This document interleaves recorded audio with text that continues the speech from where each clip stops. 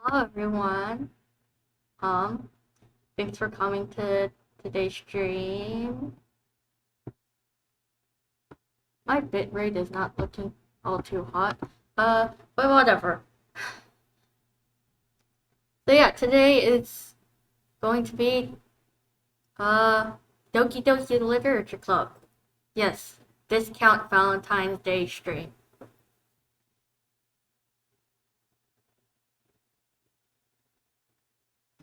Yeah, I've played like Doki Doki before, like a bit of it, but I haven't got to the end.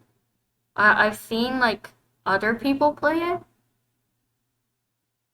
but yeah, I never really got to the end. I know it's like kind of like horror, and it's not like your average cutesy game. But yeah,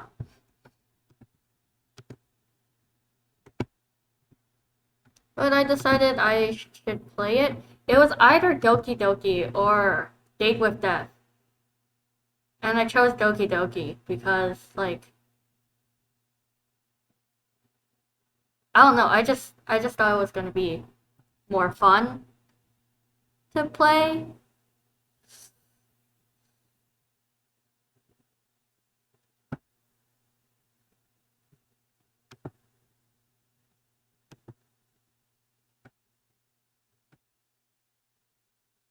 So I think without further ado,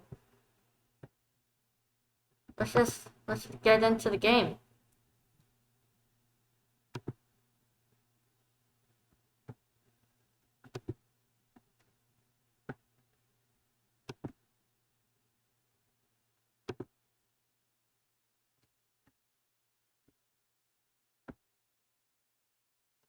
This game is not suitable for children or those who are easily disturbed. Individuals suffering from anxiety or depression may not have a safe experience playing this game. For content warnings, please visit the website. I think we're all aware. I'm pretty late to this trend. But yeah. By playing Doki Doki Literature Club, you agree that you are at least 13 years of age and you consent to your exposure of highly disturbing content. I agree.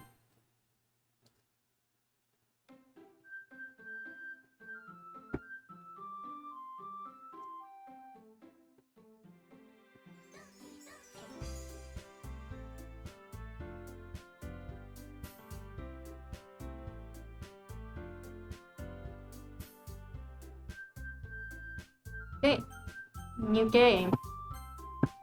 Enter your name. Yuri.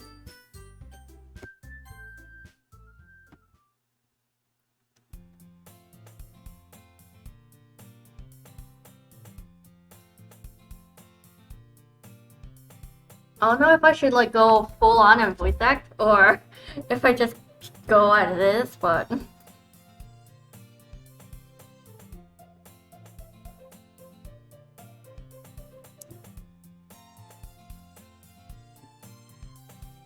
no, I'm too introverted to voice act. Okay, hey, I see an annoying girl running towards me from the distance, waving her arms in the air like she's totally oblivious to any attention she might draw to herself. That girl is Sayori, my neighbor and good friend since we were children. But yeah, how's the game music? It's not too loud, right?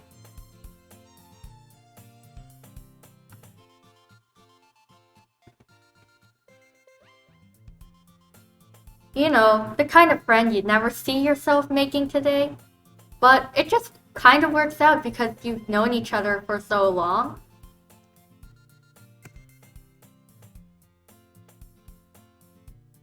We used to walk to school together on days like this, but starting around high school, she would oversleep more and more frequently, and I would get tired of waking. Wait, I would get tired of waiting up. I can't read.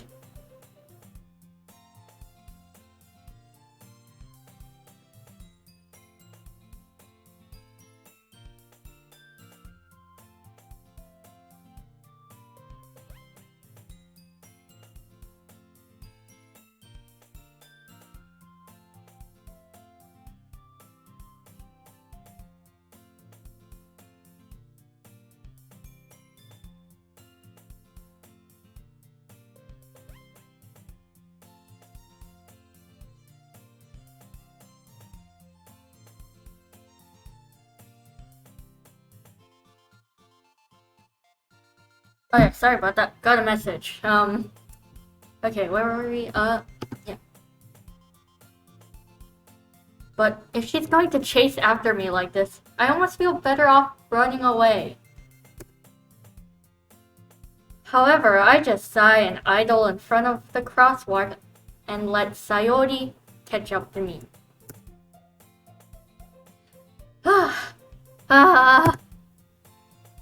I overslept again. But I caught you this time. Maybe, but only because I decided to stop and wait for you.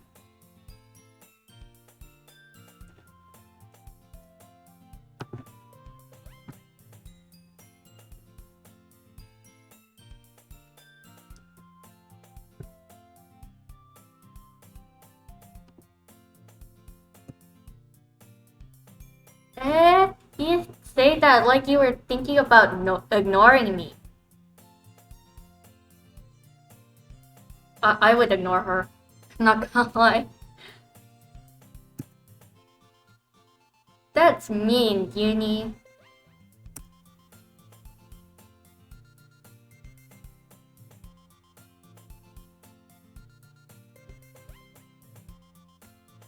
Well, if people stare at you for acting weird, then I don't want them to think we're a couple or something. Fine, fine. But you did wait for me after all. There's the catch. I guess you don't have it in you to be mean, even if you want to. Whatever you say, Sayori.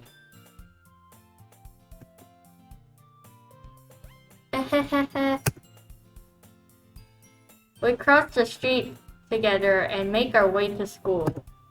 As we draw near, the streets become increasingly speckled with other students making their daily commute.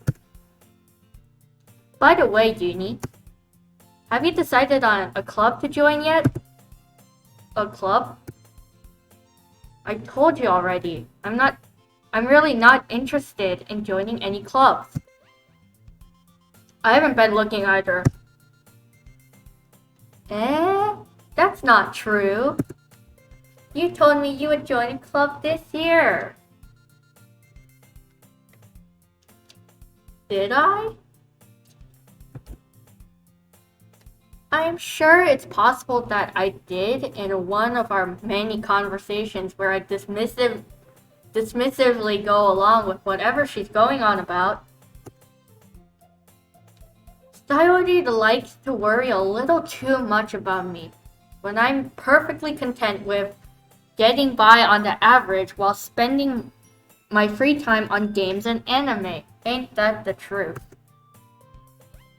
Uh-huh. I was talking about how I'm worried that you won't learn how to socialize or have any skills before college. Your happiness is really important to me, you know? And I know you're happy now, but I die at the thought of you becoming a NEET in a few years because you're not used to the real world. I feel called out. You trust me, right?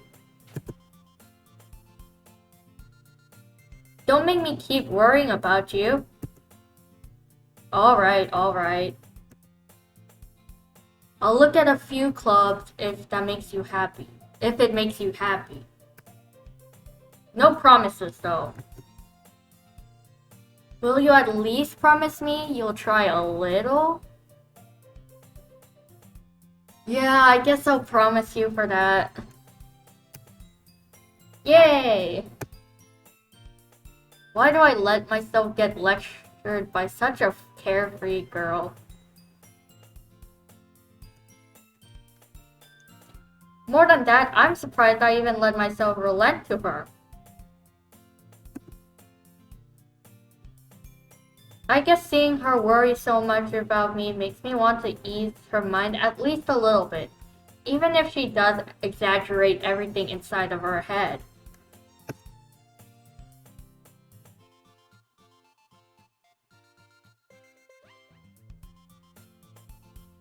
Gonna get the Paldron, then I'll raid. Okay. Thank you, Pink Guide. Oh, wait. I just called you Pink Guide without even realizing.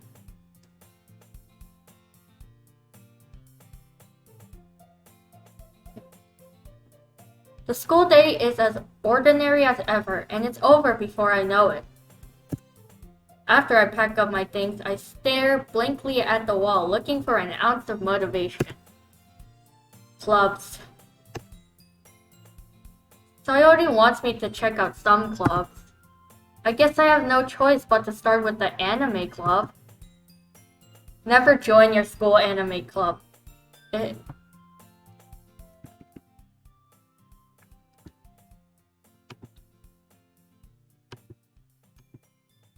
Never join your school anime club.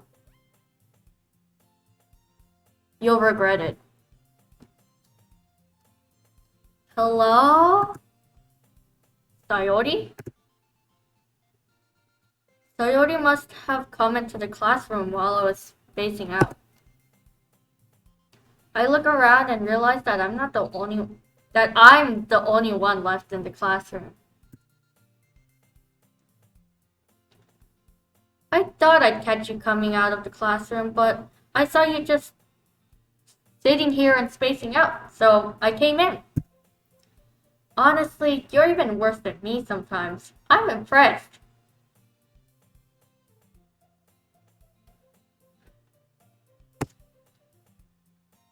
You don't need to wait up for me if it's going to make you late to your own clubs. Well, I thought you might need some encouragement, so I thought, you know. You know what? Well, that you could come to my club.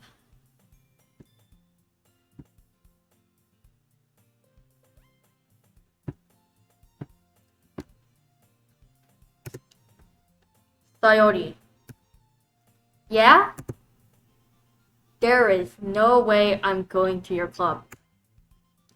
Mini? Sayori is vice president of the literature club.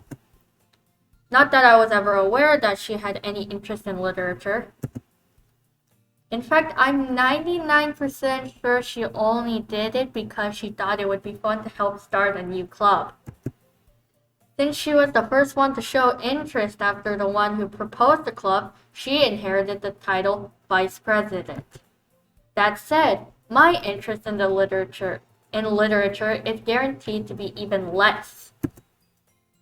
Yeah, I'm going to the anime club. Come on, please. Why do you care so much anyway? Yeah, why does she?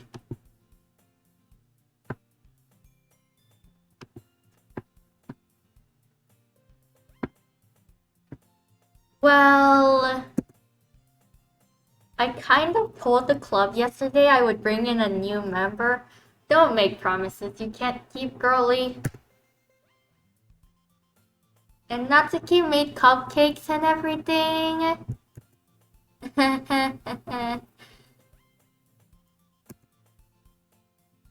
Don't make promises you can't keep.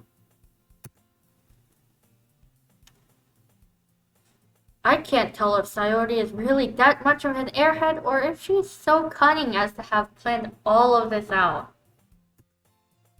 I let out a long sigh. Fine, I'll stop by for a cupcake, okay? Yes, let's go!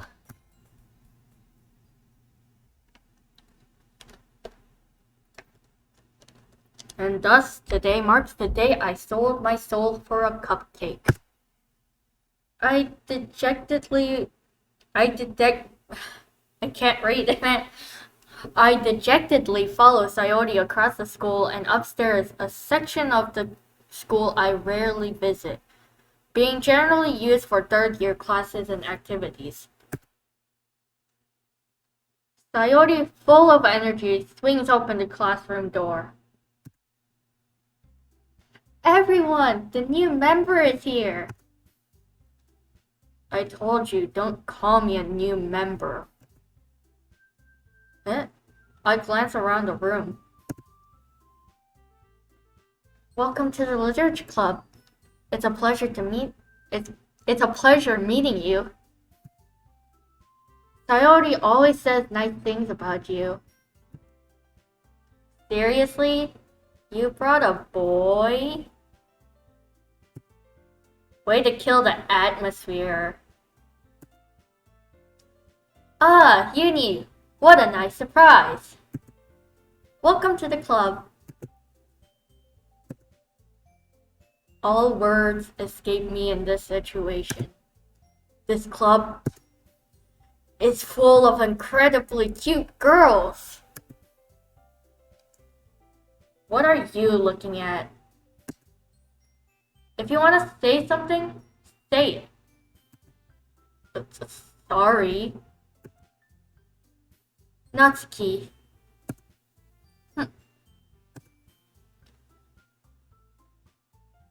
The girl with the sour attitude, whose name is apparently Natsuki, is one I don't recognize. Her small figure makes me think she is probably a first year. She is also the one who made cupcakes according to Sayori. You can just ignore her when she gets moody.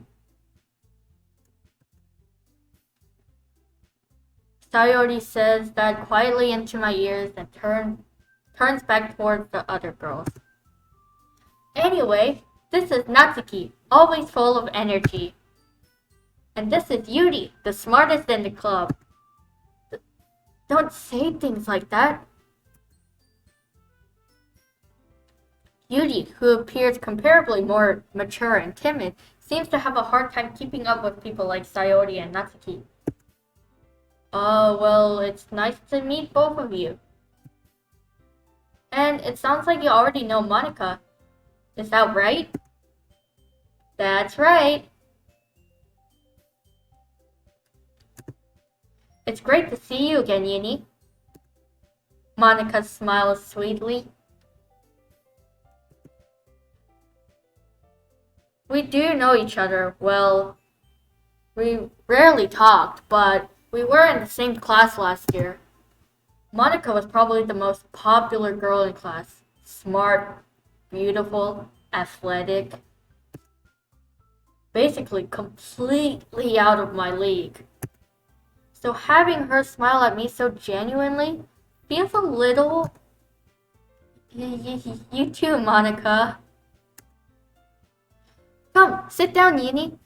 We made room for you at the table so you can sit next to me or Monica. I'll get the cupcakes. Hey, I made them. I'll get them. Sorry, I got a little too excited. Then how about I make some tea as well? The girls have a few desks arranged to form a table. As Sayori mentioned, it's been widened so that there is one space next to Monica and one space next to Sayori. Natsuki and Yuri walk over to the corner of the room where Natsuki grabs the wrap tray and Yuri opens the closet. Still feeling awkward, I take a seat next to Sayori.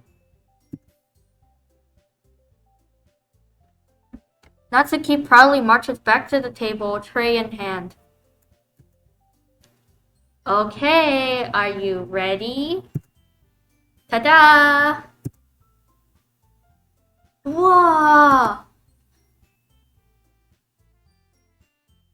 Natsuki lifts the foil off the tray to reveal a dozen white fluffy cupcakes decorated to look like little cats. The whiskers are drawn with icing and little pieces of chocolate were used to make ears. I want cupcakes now. I want cupcakes. Anyone else? I want cupcakes. So cute! I had no idea you were so good at baking, Natsuki. Well, you know. Just hurry and take one. Sayori grabs one first, then Monica. I follow. It's delicious. Sayori talks with her mouth full and has already managed to get icing on her face. I turn the cupcake around in my fingers, looking for the best angle to take a bite. Natsuki is quiet. I can't help but notice her sneaking glances in my direction. Is she waiting for me to take a bite? I finally bite down. The icing is sweet and full of flavor. I wonder if she made it herself. This is really good. Thank you, Natsuki. Why are you thanking me? It's not like I... Baka. Haven't I heard this somewhere before? Made them for you or anything? I thought you technically did. Sayori said, well, maybe. But not for you, dummy. Alright. I give up on Natsuki's weird logic and dismiss the conversation. Yuri returns to the table carrying a tea set.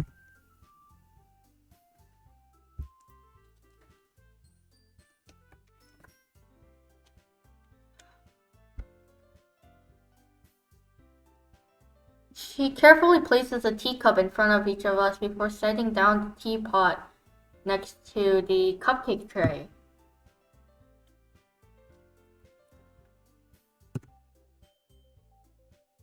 You keep a whole tea set in this classroom? Don't worry, the teachers gave us permission. After all, doesn't a hot cup of tea help you enjoy a good book? I guess. Don't let yourself get intimidated. Yuri's just trying to impress you. Girl, that was uncalled for, absolutely. That's not. Insulted, Yuri looks away. I meant that, I believe you.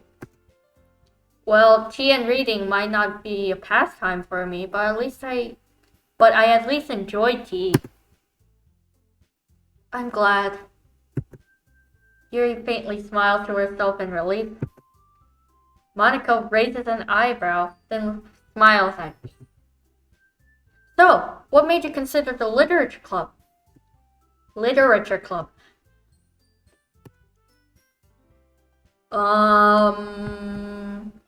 I was afraid of this question. Something tells me I shouldn't tell Monica that I was practically dragged here by Sayori. Well, I haven't joined any clubs yet, and Sayori seemed really happy here, so... That's okay. Don't be embarrassed. We'll make sure you feel right at home, okay? As president of the Literature Club, it's my duty to make the club fun and exciting for everyone. Monica, I'm surprised. How come you decided to start your own club? You could probably be a board member for any of the major clubs. Weren't you a leader of the debate club last year? Oh, well, To be honest, I can't stand all of the politics around the major clubs. It feels like nothing but arguing about the budget and publicity and how to prepare for events. I'd much rather take something I personally enjoy and make something special out of it. And if it encourages others to get into literature, then I'm fulfilling that dream. Monica really is a great leader.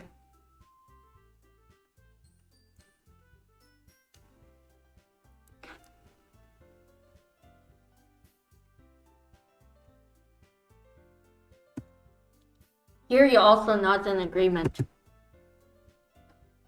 Then I'm surprised there aren't more people in the club yet. It must be hard to start a new club. You could put it that way. Not many people are very interested in putting out all the effort to start something brand new, especially when it's something that doesn't grab your attention, like literature. You have to work hard to convince people that you're both fun and worthwhile.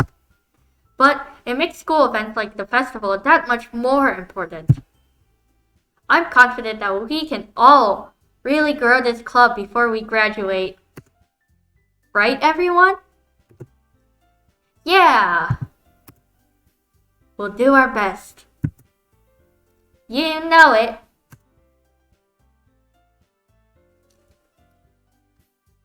Everyone enthusiastically agrees. Such different girls, all interested in the same goal. Monica must have worked really hard just to find these three. Maybe that's why they were all so delighted by the idea of a new member joining.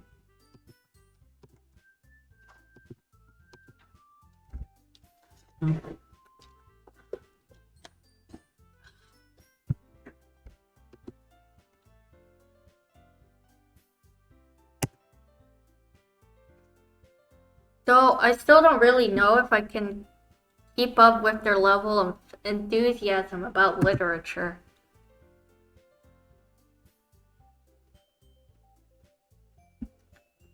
So, Uni, what kinds of things do you like to read? Well, considering how little I've read these past few years, I don't really have a good way of answering that. Manga? I muttered quietly to myself, half joking.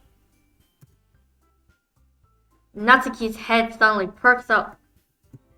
It looks like she wants to say something, but she keeps quiet. Not much of a reader, I guess. Well, that could change. What am I saying? I spoke without thinking, after seeing Yuri's sad smile. Anyway, what about you, Yuri? Well, let's see. Yuri traces the rim of her teacup with her finger. My favorites are usually novels that build deep and complex fantasy worlds. The level of creativity and craftsmanship behind them is amazing to me. And telling a good story in such a foreign world is equally impressive. Yuri goes on, clearly passionate about her reading.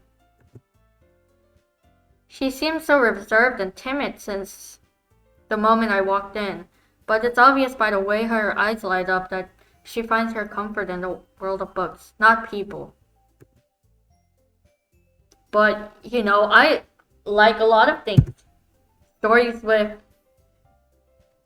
deep psychological elements usually immerse me as well. Isn't it amazing how a writer can so deliberately take advantage of your own lack of imagination to completely throw you for a loop? I can't read today. Oh my goodness.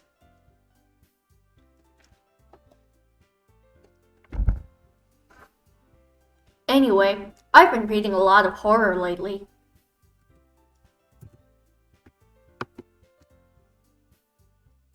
I read a horror book once. I desperately grasp something I can relate to at the minimal level. At this rate, Yuri might as well be having a conversation with a rock. Really? I wouldn't have expected that, Yuri. Someone as gentle as you. I guess you could say that. But if a story makes me think or takes me to another world, then I really can't put it down.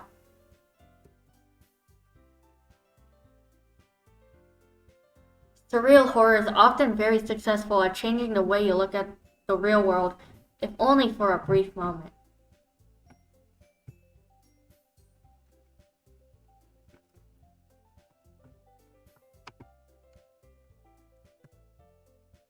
Ugh, I hate horror.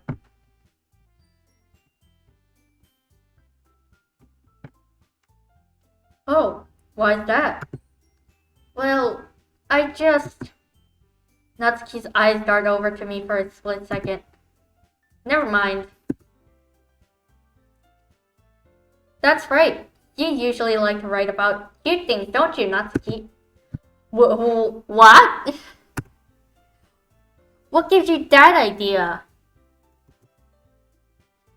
You left a piece of scrap paper behind last club meeting. It looked like you were working on a poem called... Don't say it out loud! And give that back. Fine. Hey, your cupcakes, your poems, everything you do is just as cute as you are. Sayori sidles up behind Natsuki and puts her hand on her shoulders. I'm not cute! Natsuki, you write your own poems? Well, I guess sometimes. Why do you care? I think that's impressive. Why don't you share them sometimes? No. Natsuki averts her eyes. You wouldn't like them. Not a very confident writer yet. I understand how Natsuki feels. Sharing that level of writing takes more than just confidence. The truest form of writing is writing to oneself. You must be willing to open up to your readers, exposing your vulnerabilities and showing even the deepest reaches of your heart.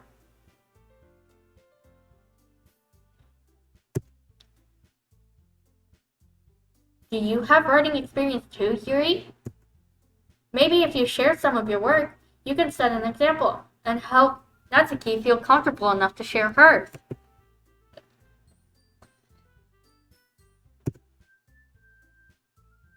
I guess it's the same for Yuri.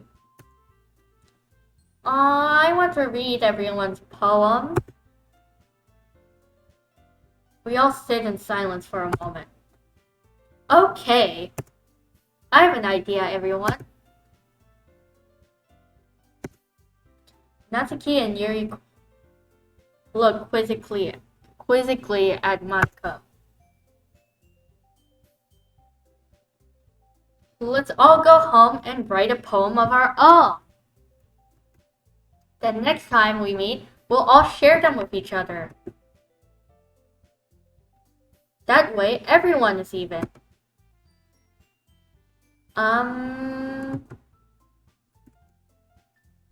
Yeah, let's do it.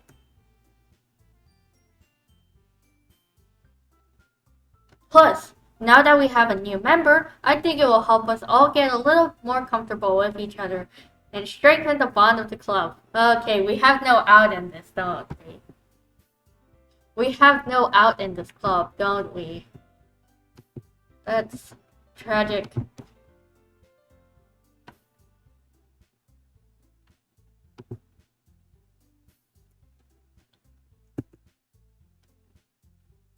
Isn't that right, Uni? Monica smiles warmly at me once again. Hold on. There's still one problem. Eh? What's that? Now that we're back to the original topic of me joining the club, I bluntly come forth with what's been on my mind the entire time. I never said I would join this club.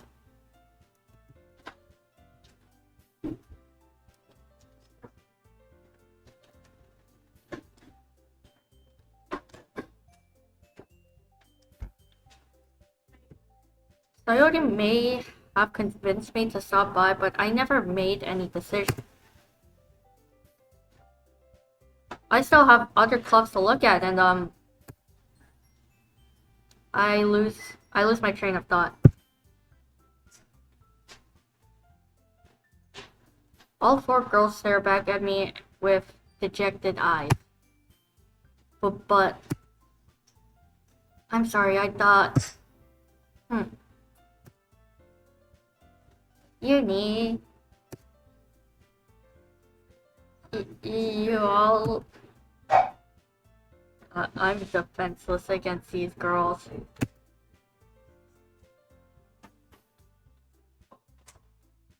How am I supposed to make a clear-headed decision when it's like this? That is, if writing poems is the price I need to pay in order to spend every day with these beautiful girls.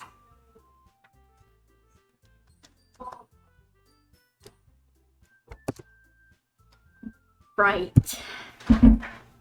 Okay, I've decided that. I'll join the literature club. Dude has no backbone. Main character has no backbone.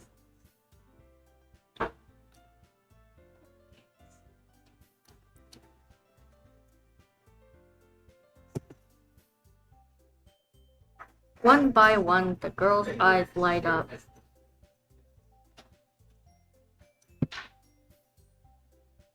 Yes, I'm so happy. Coyote wraps her arms around me, jumping up and down.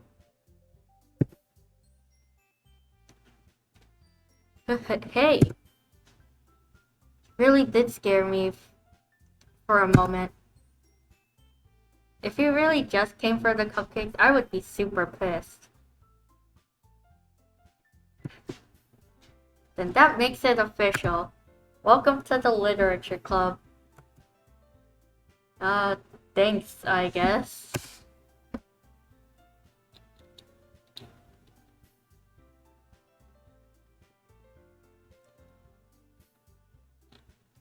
Okay, everyone. I think with that we can officially end today's meeting on a good note. Everyone, remember tonight's assignment. It's a club, but we have homework in this. Write a poem to bring to the next meeting so we can all share. Monica looks over at me once more.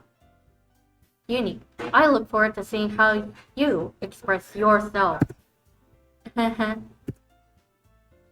Yeah. Can I really impress the class star Monica with my mediocre writing skills?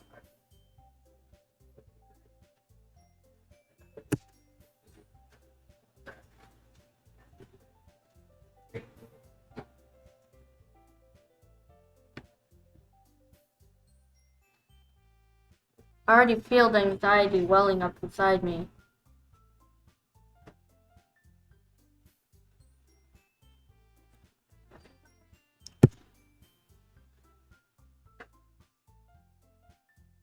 Meanwhile, the girls continue to chit-chat as Yuri and Natsuki clean up their food. Hey, Yuri, since we're already here, do you want to walk home? Walk home together? That's right. Sayori and I never walked home together anymore because she always stayed after school for clubs. Sure, might as well. Yay! With that, the two of us depart the club room and make our way home. The whole way my mind wanders back and forth between the four girls. Sayori, Natsuki, Yuri, and of course, Monica. Will I really be happy spending every day after school in a literature club? Perhaps I'll have the chance to grow closer to one of these girls. Alright.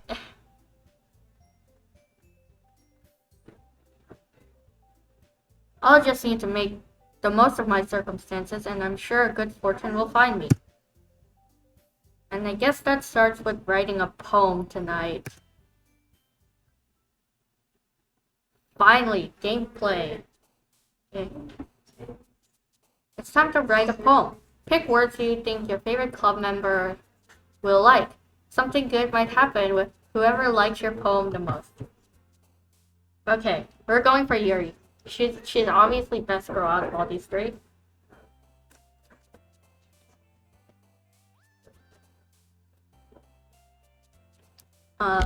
Yeah. I don't like Cinderella Girl. I don't like Yankee Girl. They're too annoying.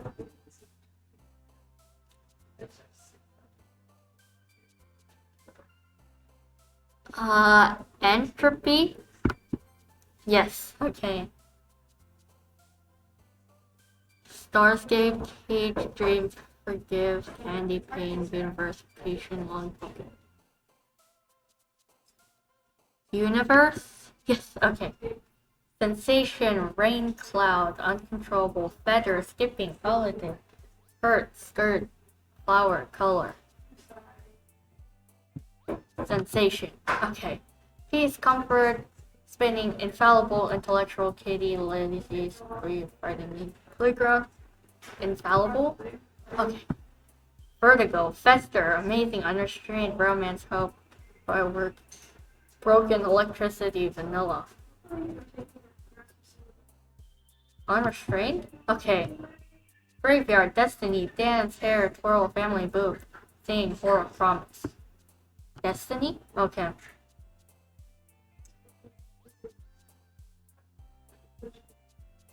We have 13 more to go.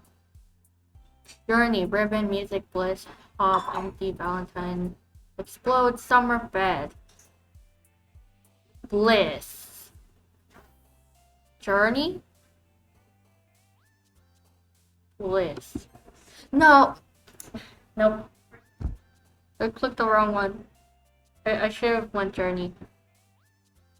A folder. I guess this one. Sadness, death, waterfall, hopeless, disarray, sticky, shame, judgment, disown, incongruent. Incongruent? Okay. Essence, ambient, unstable, childhood, nightgown, whirlwind, whisper, covet, vivacious, pierce, vivacious. Daydream, disorient, jumpy, infinite, embrace, extraordinary, rainbow, sugar, rose, dark. Embrace? Ah. I don't know, it sounds like a pretty word, but I didn't think it would be Sayori's word. Whatever. Puppy, defeat, after image, massacre, atone, charm, nature, wrath, memories, prayer. After image? Okay. Giggle, fluffy, variance, extreme, beauty, bubbles, existence, flee, tragedy, sun, variance. Okay. Excitement, parfait, pink, flying, portrait, unrequited. Whistle, heart, ocean, time.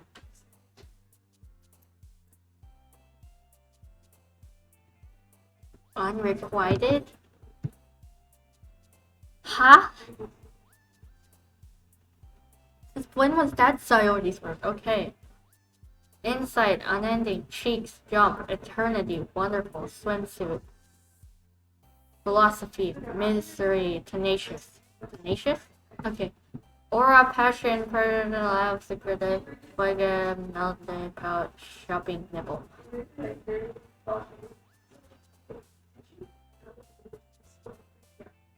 Aura. Okay. Vibrant, papa, fun, friends, happiness, inferno, party, misfortune, silly marriage. Inferno? Kiss, fear, calm, melancholy, headphones, agonizing, shiny, depression, spies, together. Agonizing? Okay. Desire, uncanny, capable, poof, poof. Analysis, awesome, heartbeat, pure, email, green. Analysis. Loud, lipstick, cheer, cute, marshmallow, mouse, play, bunny, anger, imagination.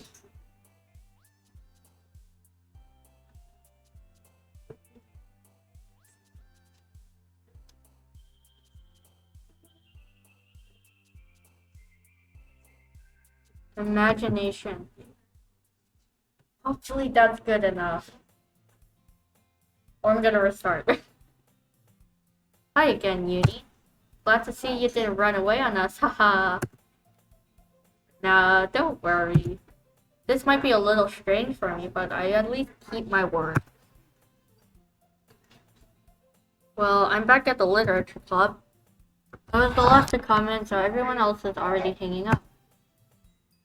Thanks for keeping your promise, Uni. I hope this isn't too overwhelming of a commitment for you.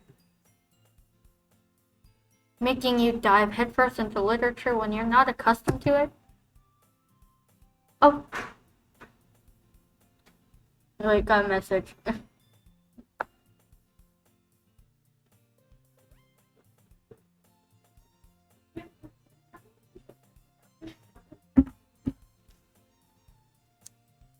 Oh, come on, like he deserves any slack. You already told me you didn't even want to join any clubs this year. She read it. And last year, too. I don't know if you plan to just come here and hang out or what, but if you don't take us seriously, then you won't see the end of it. Natsuki, you certainly have a big mouth for someone who keeps her manga collection in the club room.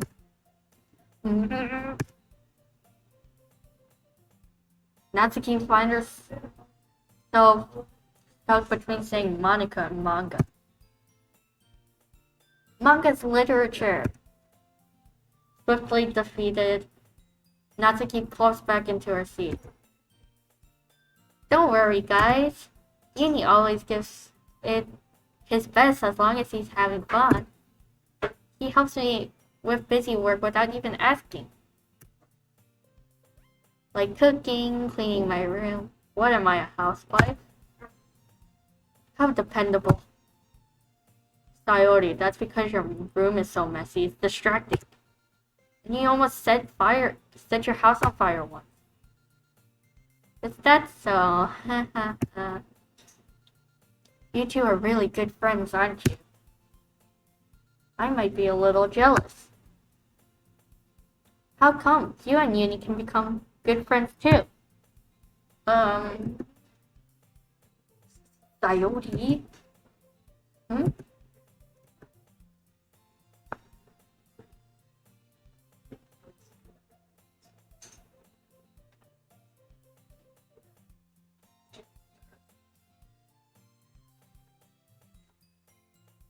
As usual, Sayori seems oblivious to the weird situation she just put me into. Oh, Yuri even brought you something today, you know? Oh wait, Sayori?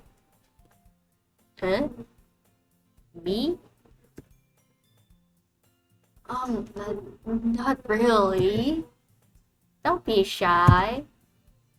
It's really nothing. What is it? Never mind. I already made it sound like a big deal when it's really not. Oh, what do I do?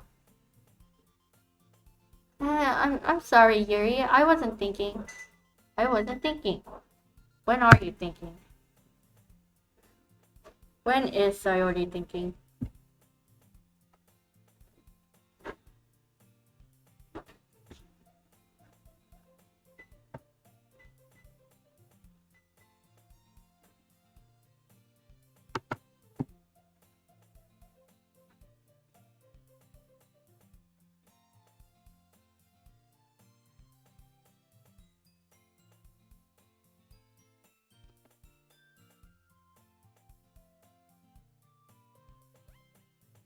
I guess that means it's up to me to rescue this situation. Hey, don't worry about it. First of all, I wasn't expecting anything in the first place. So any nice gesture from you is a pleasant surprise. It'll make me happy no matter what.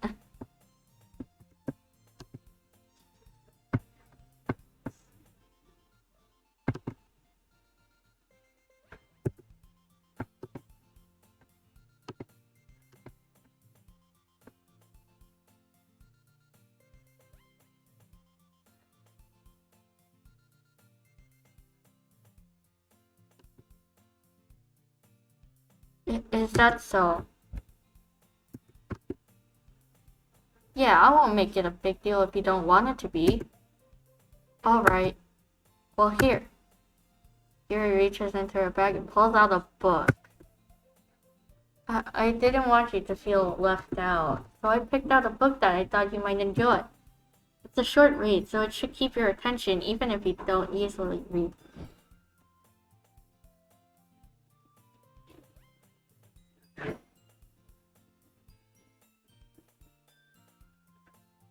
Calling me out. And we could, discuss it if you wanted. This is... How is this girl accidentally being so cute?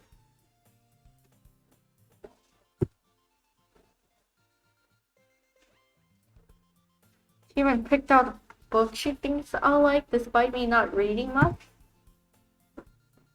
Yuri, thank you. I'll definitely read this. I enthusiastically take the book.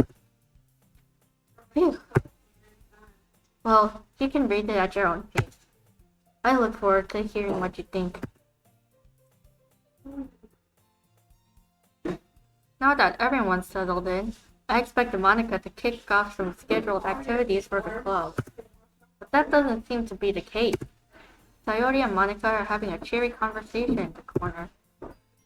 Yuri's face is already buried in a book.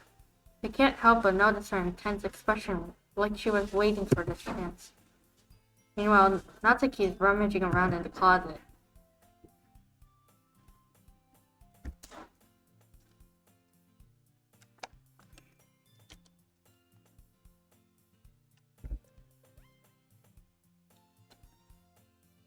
I'm really curious to talk to Yuri a little bit more.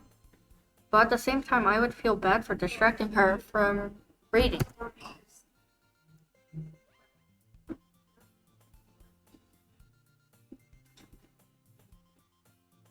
I catch a glimpse of the cover of her book. It looks like the same book that she lent to me. More than that, she seems to be on the first few pages. Ah, crap. I think she noticed me looking at her.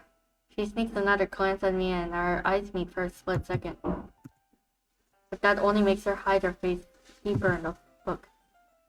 Sorry. I was just spacing out. I muttered this, sensing I made her feel uncomfortable. Oh, it's fine.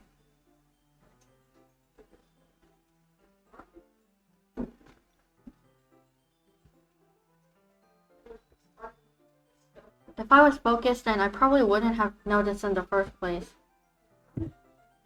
But I'm just rereading a bit of this, so... That's the book you gave me, right? Mm-hmm. I wanted to reread some of it. Not for any particular reason. Just curious how come you have two... Just curious, how come you have two copies of the same book? Well...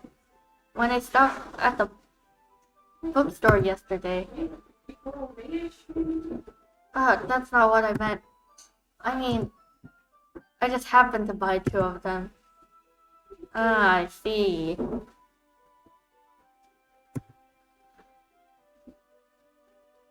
There's something fairly obvious here that Yuri isn't telling me, but I decide to let it go. I'll definitely start reading it soon. I'm glad to hear. Once it starts to pick up, you might have a hard time putting it down. It's a very engaging and relatable story. Is that so? What's it about anyway? Well, Yuri closes the book and scans her eyes over the back. Girl didn't even read the book. Girl's just pretending. She didn't even read anything. Okay, the book is called The book is titled Portrait of Markov. Markov? There's an ominous looking eye symbol on the front cover. Alright. I just wanted to make sure I don't accidentally give anything away. Excuses. Basically, it's about this girl in high school who moves in with her long-lost younger sister, but as soon as she does so, her life gets really strange. She gets targeted by these people who escaped from a human experiment prison. And while her life is in danger, she needs to desperately choose who to trust. No matter what she does, she ends up destroying most of her relationships, and her life starts to fall apart. That's kind of dark, isn't it? Yuri made it sound like it was going to be a nice story, so that dark turn came out from nowhere. Yuri gently giggles all of a sudden. Are you not a fan of that sort of thing, Yuni? No, it's not that. I mean, I can definitely enjoy these kinds of stories, so don't worry. I hope so. Yeah, I totally forgot that Yuri is into those things. She's so shy and reclusive on the outside, but her mind seems to be completely different. It's just that those kinds of stories, they challenge you to look at a life from a strange new perspective. When horrible things happen, not just because someone wants to be evil, but because they have their own goal or their own philosophy that they believe in. Then suddenly, when you thought you related to the protagonist, they're made out to be the naive one for letting their one-sided morals interfere with the villain's plans. I'm rambling, aren't I?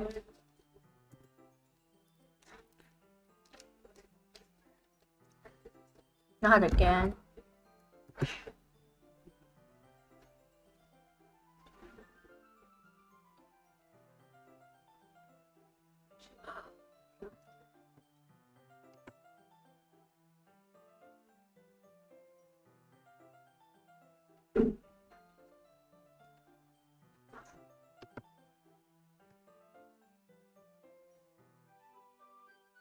I'm sorry. Hey, don't apologize. I haven't lost interest or anything. Well, I guess it's alright then. But I feel like I should let you know that I have this problem. When I let things like books and writing fill my thoughts, I kind of forget to pay attention to other people. So I'm sorry if I end up saying something strange.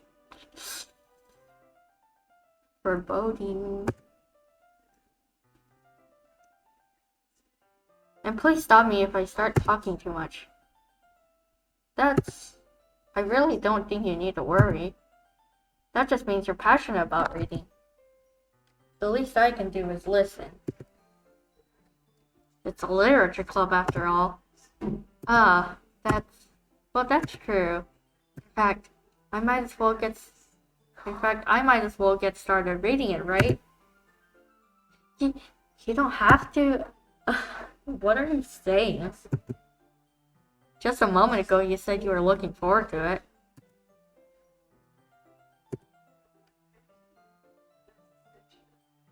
Let me just get the book. I quickly retrieved the book that I had put into my bag. Alright, it's fine if I sit here, right?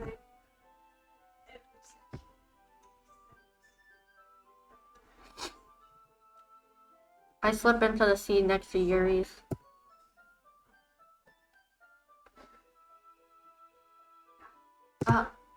Yeah. Are you sure? You seem a little apprehensive. I'm sorry. It's not that I don't want you to. It's just something I'm not very used to. That is, reading in company with someone. I see.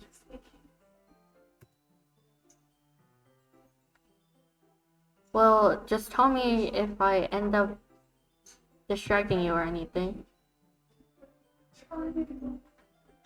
Alright. I open the book and start the prologue. I soon understand what Yuri means about reading in company. It's as if I can feel her presence over my shoulder as I read. It's not a particularly bad thing. Maybe a little distracting, but the feeling... Thank you for the raid. Finally! Woo! Let me just shout you out. Thank you. For those of you who are new to my stream, my name is Yuri, and I'm a unicorn, and it's all in the description, so you can just check it out. And yeah, we're playing Doki Literature Club today as a discount Valentine's Day stream. So yeah, thanks for the raid.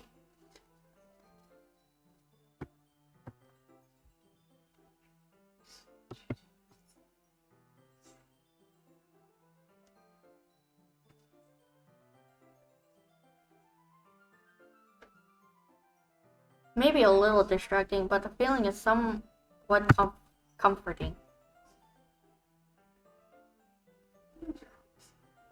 Okay, you did that. Thanks for the raid. Yuri is in the corner of my eye. I realize that she's not actually looking at her own book. I glance over. It looks like she's reading from my book instead. Sorry. I was just... Yuri, you really apologize a lot, don't you?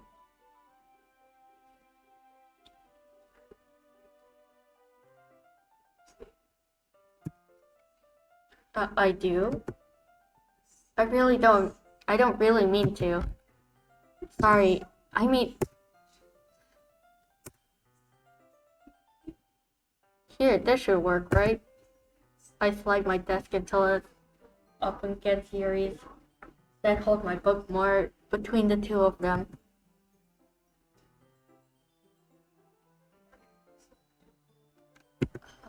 I suppose so. Yuri timidly closes her own copy. Once we each lean in a little bit, our shoulders are almost touching. It feels like my left arm is in the way, so instead I use my right hand to hold open the book. I guess that makes it kind of difficult to turn pages. Here.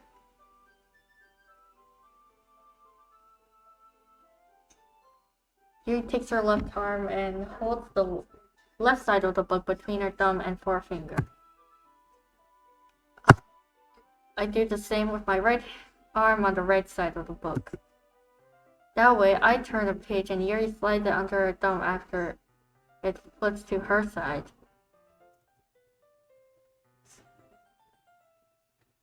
But in holding it like this, we're huddled even closer than before.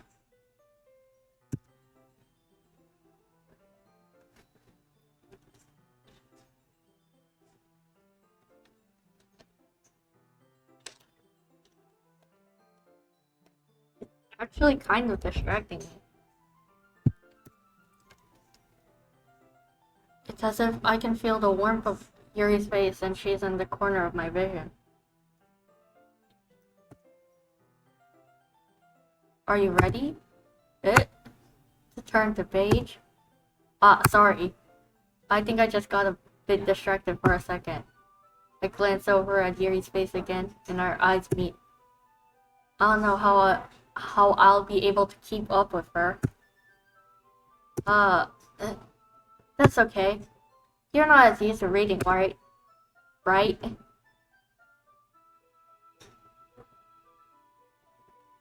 I don't mind being patient if it takes you a bit longer. It's probably the least I can do, since you've been so patient with me. Yeah. Thanks. We continue reading. Yuri no longer asks me if I'm ready to turn the page. Instead, I just assume that she finishes the page before me, so I turn it by my own volition. We continue with the first chapter in silence. Even so, turning each page almost feels like an intimate exchange. My thumb gently letting go of the page, letting it flutter over to her side as she catches it under her own thumb. Damn, so descriptive. Hey, Yuri. This might be a silly thought, but the main character kind of reminds me of you a little bit. You think so? How does she? Well, I guess she's more blunt in a lot of ways, but she also second guesses all of the things that she says and does. Like, she's afraid she'll do something wrong. It's not like I can see into your head or anything, but they're kind of reminiscent of some of your mannerisms. I see. Yuri remains silent for a moment.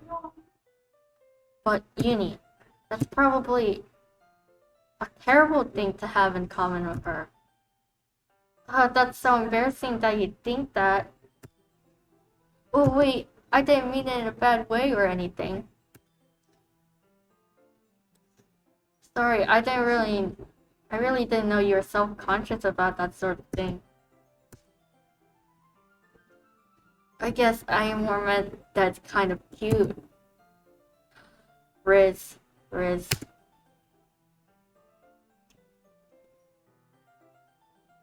What are you saying all of a sudden?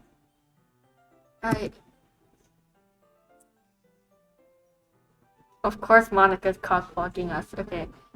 Okay, everyone. I think it's about time we share today's poems with each other. We might not have enough time if we wait too long. Yuri exhaled, spared from finishing her thoughts.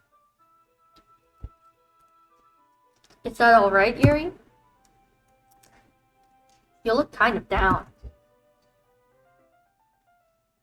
I'm sorry if you haven't been looking forward to this. It's not. It's fine. Yuri releases her hand from the book, causing it to close on top of my thumb. Alright, I guess I'll do some more reading tonight. Or would you prefer I only read it with you? I guess I don't have too much of a preference either way. In that case, I'll read a little more tonight. It'll be more fun to read with you after it picks up a bit, you know? That's good reasoning. In that case, feel free to finish the first 2 chapters in your own time. Alright. Stand up. I make a mental note of where I left off in the book, then slip it back into the bag. By the way, did you remember to write a poem last night? Of course, I was forced to. Yeah, my relaxation ends. I can't believe I agreed to do something so embarrassing. I couldn't really find much inspiration since I've never really done this before. Well, now that everyone's ready, why don't you find someone to share with? I can't wait. Sayori and Monica enthusiastically pull out their poems. Sayori's is on a wrinkled sheet of loose leaf torn from a spiral notebook. On the other hand, Monica wrote hers in a composition notebook. I can already see Monica's pristine handwriting from where I sit. Natsuki and Yuri reluctantly comply as well, reaching into their bags. I do the same myself. Who should I show my poem to first? Yuri, obviously. Yuri seems the most experienced, so I should start with her. I can trust her opinion to be fair. As Yuri reads the poem, I notice her eyes lighten. Exceptional. What was that? Did I say that out loud? Yuri first covers her mouth, then ends up covering her whole face.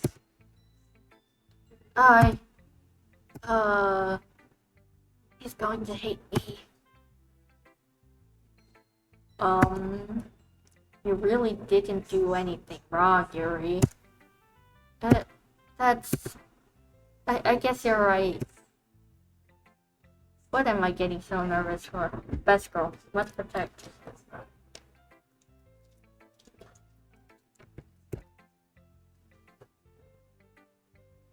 Hahaha, Yuri takes a breath. So, what kind of writing experience do you have? Your use of imagery and metaphors indicates you've written a lot of poetry before. Really?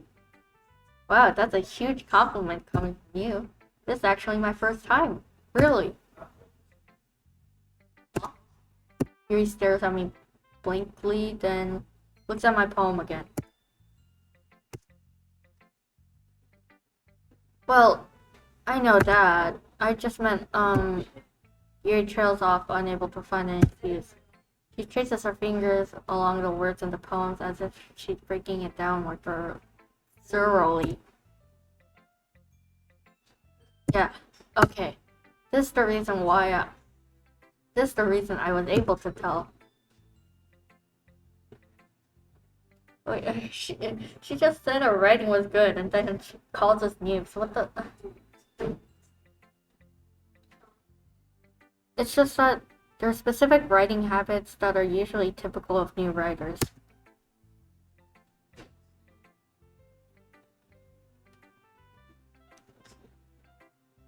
And having been through that myself, I kind of learned to pick up on them.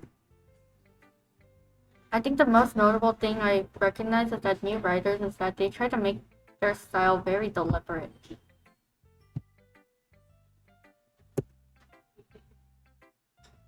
In other words, they tend to pick up writing styles separate from the topic matter, and they fit the two together.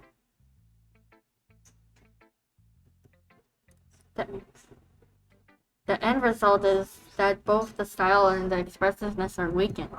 Once Yuri finds her train of thought, it's as if her demeanor totally changes.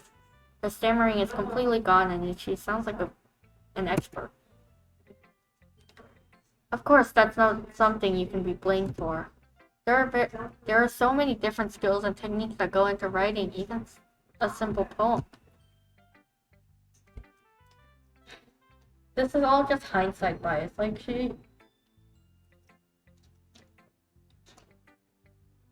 She said it was good. And we were like, oh yeah, this is our first time writing it. It's like, oh yeah, it totally is. Of course she did it right before. Like, there's just hindsight bias. But I'll forgive her because she's cute.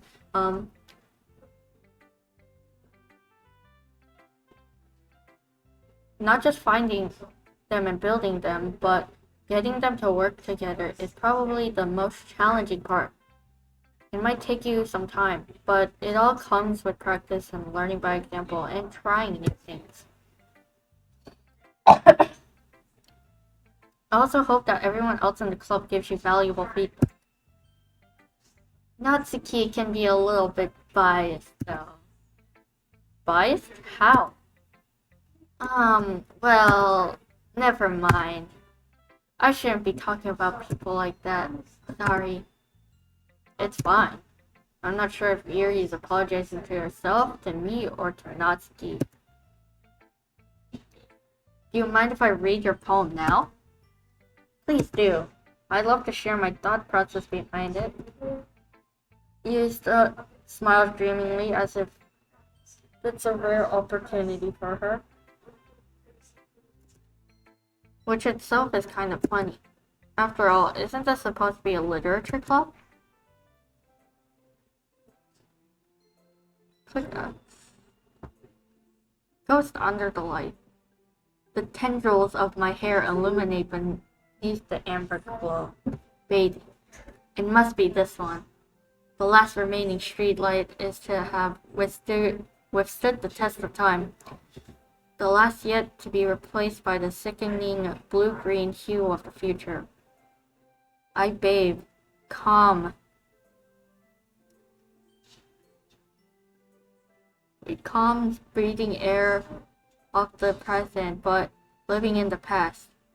The light flickers. I flicker back. I wonder what this would mean.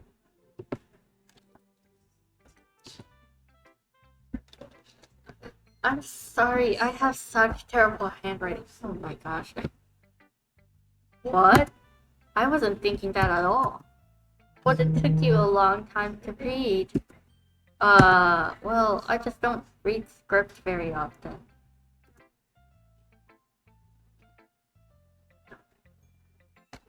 I actually think your handwriting is pretty. Okay? That's a relief. I also like the poem. Even though it's short, it was really descriptive. It wasn't too short? I usually write longer poems. Not at all. I'm really glad you like it. She wrote it shorter for us because we're small brain. I see what you're thinking. I'll be honest. Since it's our first time sharing, I wanted to write something a little more mild. Something easy to digest, I suppose.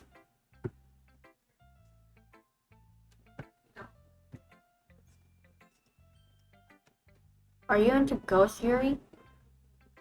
Wait, are you into ghost Yuri? Actually, the story isn't about a ghost at all, Yini. Really? I must have totally missed the point. Well, I suppose you did only glance over it after all. But remember, the poets often express their own thoughts, feelings, and experiences in their work. They usually do more than tell a simple story or paint a picture. In this case, perhaps the subject of the poem is only being symbolically compared to a ghost, lingering in her last remaining place of comfort, unable to let go of the past, and soon to be left without nothing. That's a lot more solemn, putting it that way. I haven't even thought of that. That's impressive. Yes? It's nothing, really. Yours was impressive, too, so... Okay, you're really seriously going to say that after dogging on our poem, Yuri? Nah. If anything, I could probably learn a thing or two from you. You think so? Yeah, of course. You know, I was really nervous about doing all this. But in the end, I enjoyed it. I'm going to keep doing my best for you, Uni. Me too. Who should I show to my poem? You know, get it over with, Natsuki.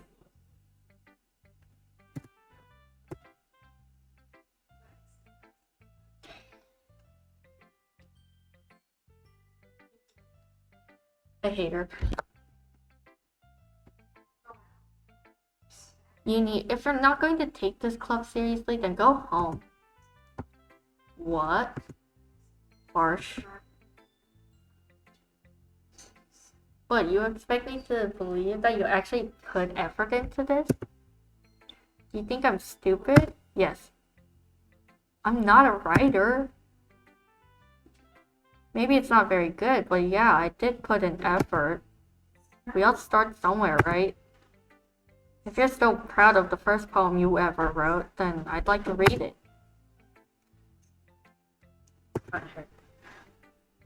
Painful to think about. Fine. Well, sorry. You'll get better anyways.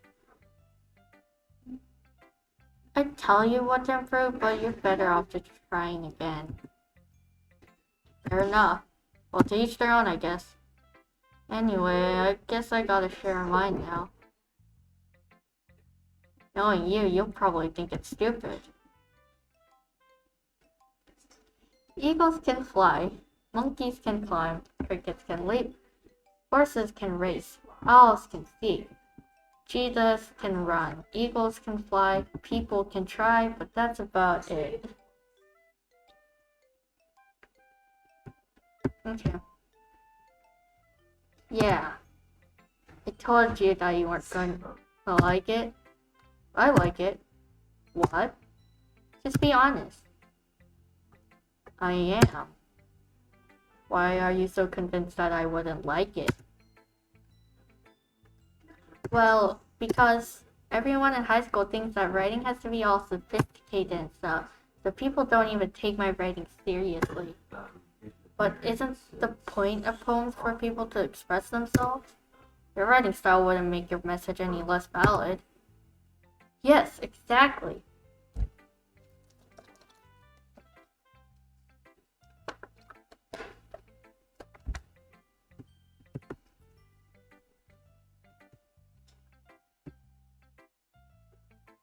I totally missed the last one. What?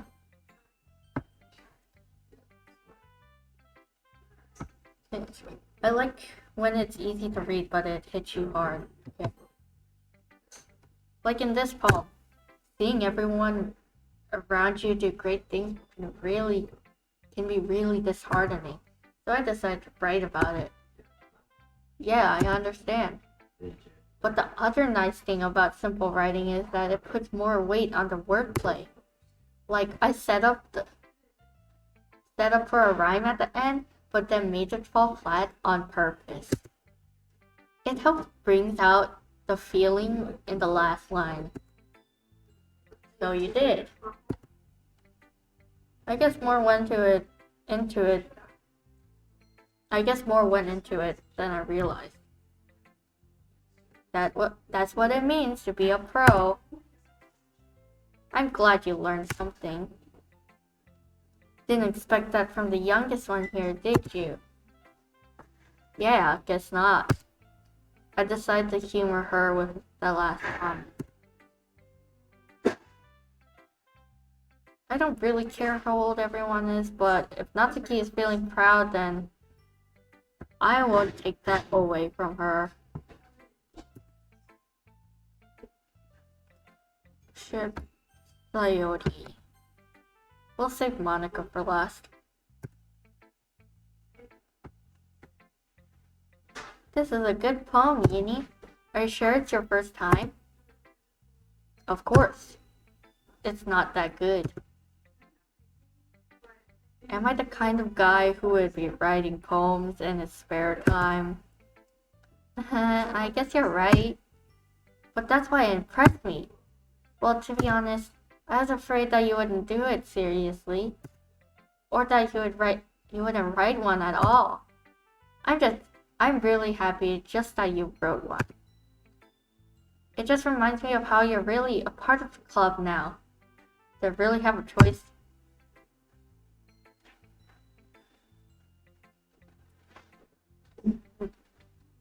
Not to mention the fact that I'm standing in front of you in the club room. Well, of course. I'm not really into it yet, but that doesn't mean I'll break my promise.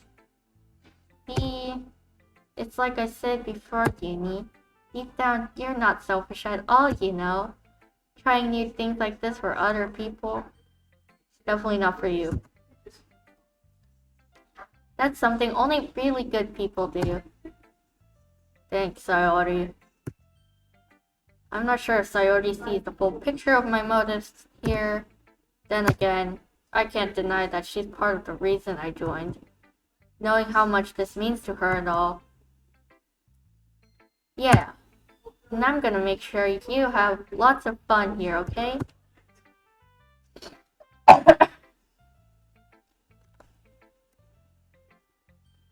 That will be my way of thinking. Alright, I'm going to hold you to that then. Yay. Now you read my poem too, right? Don't worry, I'm really bad at this. We'll see about that.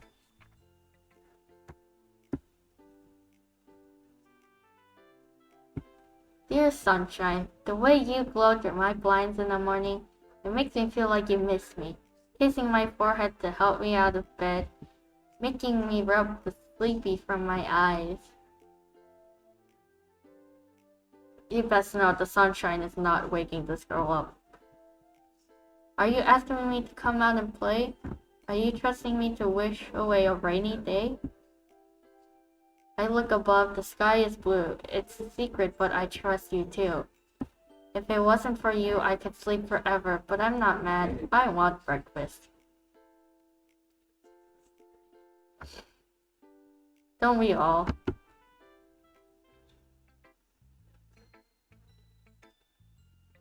Sayori.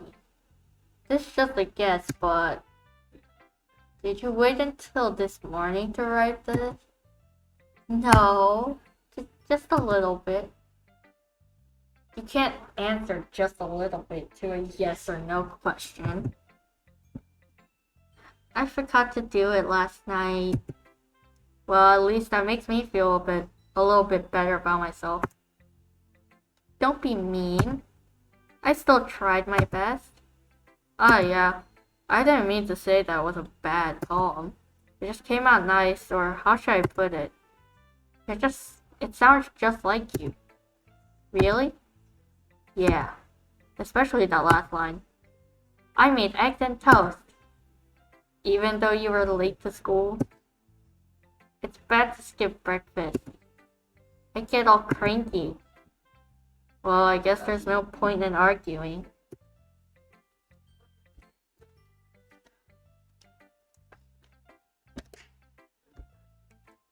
Anyway, thanks for showing me. This is so much fun. Monica's the best. Yeah. But next time, I won't forget. And I'm going to write the best poem ever. Well, I guess I look forward to it.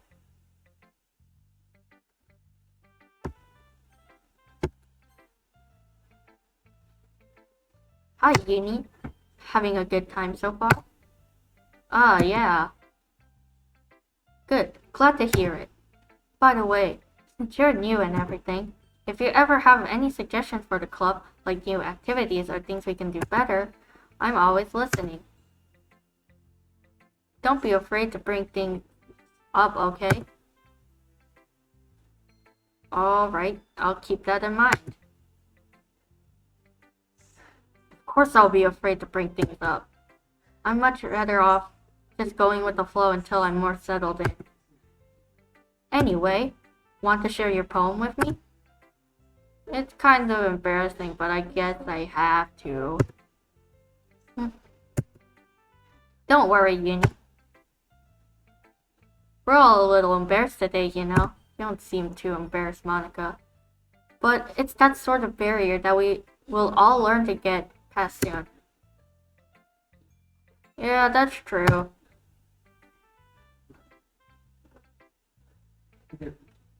I hand Monica my poem.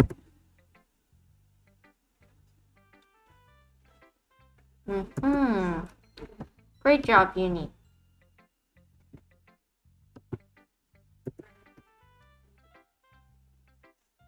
I was going ooh in my head while reading it. It's really metaphorical. I'm not sure why, but I didn't expect you to go for something so deep. I guess I underestimated you. It's easiest for me to keep everyone's expectations low. That way it always counts when I put in some effort. That's not very fair. Well, I guess it worked anyways. You know that you like this kind of writing, right? Writing that's full of imagery and symbolism. Unlike Sayori, who likes to use simple and direct words to describe happiness and sadness. Yuri likes it when readers are left to derive their own meaning out of it. It's very challenging to write like that effectively, both allowing people to get something out of it just by feel, or letting them deeply analyze all of the nuances. It can take years of practice, which I'm assuming Yuri has at this point. I never really asked though. I'm sure I'm nowhere near her level yet. Don't worry so much about that. You do your own thing. Just keep exploring and learn by trying new things. I'm sure I'll end up trying different things a lot. It could take a while before I feel comfortable doing this. That's okay. I'd love to see you try new things. That's the best way to find the kind of style that suits you. Everyone else might be a little biased towards their own kinds of styles, but I'll always help you to find what suits you the most. So don't force yourself to write the way everyone else wants you to write. It's not like you have to worry about impressing them or anything. Anyway, do you want to read my poem now? Don't worry, I'm not very good. You sound pretty confident for someone who claims to not be very good. Well, that's because I have to sound confident. That doesn't mean I always feel that way, you know? I see. Well, let's read it then. Hole in wall. It couldn't have been me. See the direction the spackle protrudes. A noisy neighbor? An angry boyfriend? I'll never know. I wasn't home. I peer inside for a clue. No, I can't see it. I reel, blind, like a film left out in the sun. Maybe it's too late. My retina's already scorched with a permanent copy of the meaningless image. It's just a little hole. It wasn't too bright. It wasn't too deep. Stretching forever into everything. A hole of infinite choices. I realized now that I wasn't looking in. I was looking out. And he, on the other side, was looking in. So, what do you think? It's very free form, if that's what you call it. Sorry, I'm not really the right person to ask for feedback. It's okay. Yeah, that kind of style has gotten pretty popular nowadays. That is, a lot of poems have been putting emphasis on the timing between words and lines. When performed out loud, it can be really powerful. What was the inspiration behind this one?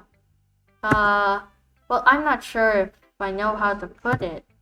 I guess you could say that I had some kind of epiphany recently. It's been influencing my poems a bit. An epiphany?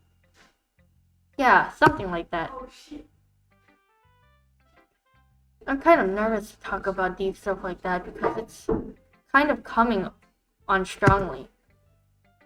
Maybe after everyone is better friends with each other. Suspicious. Anyway, here's Monica's writing tip of the day. Sometimes when you're writing a poem or a story, your brain gets too fixated on a specific point. If you try so hard to make it perfect, then you'll never make any progress. Just force yourself to get something down on paper and tidy it up later. Another way to think about it is this. If you keep your pen in the same spot for too long, you'll just get a big dark puddle of ink. So just move your hand and go with the flow. That's my advice for today. Thanks for listening.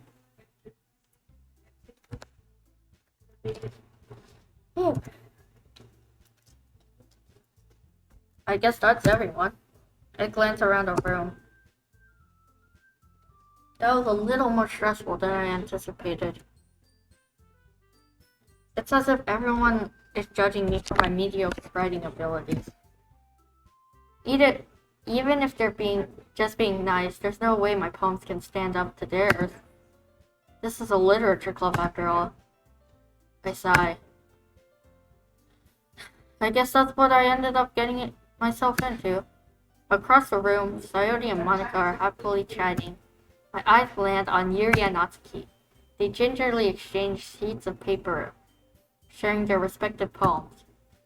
As they read in tandem, I watch each of their expressions change. Natsuki's eyebrows furrow in frustration. Meanwhile, Yuri smiles sadly. What's with this language? Eh? Did you say something? Oh, it's nothing. Natsuki dismissively returns the poem to the desk with one hand. I guess you could say it's fancy. Ah, thanks. Yours is cute. Cute? Did you completely miss the symbolism or something? It's clearly about the feeling of giving up. How can that be cute? I know that. I just meant the language, I guess. I was trying to say something nice.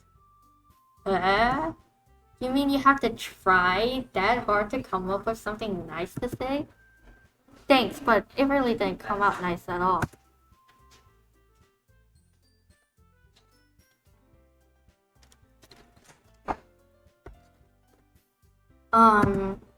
Well, I do have a couple suggestions. If I was looking for suggestions, I would have asked someone who actually liked it. Which people did, by the way. Sayori liked it, and you need it too. Don't bring me into this. Don't bring me into this. What? I don't want to be in between your scuffle, girlies. Don't bring me into this. Also, I'm on Yuri's side. I don't care. Yuri for life. Just Monica? No. Just Yuri. So based on that, I'll give you some suggestions of my own. First of all, excuse me. I appreciate the offer, but I've spent a long time establishing my writing style. I don't expect it to change anytime soon unless, of course, I come across something particularly inspiring, which I haven't yet. And Uni liked my poem too, you know. Don't bring me into this, girly.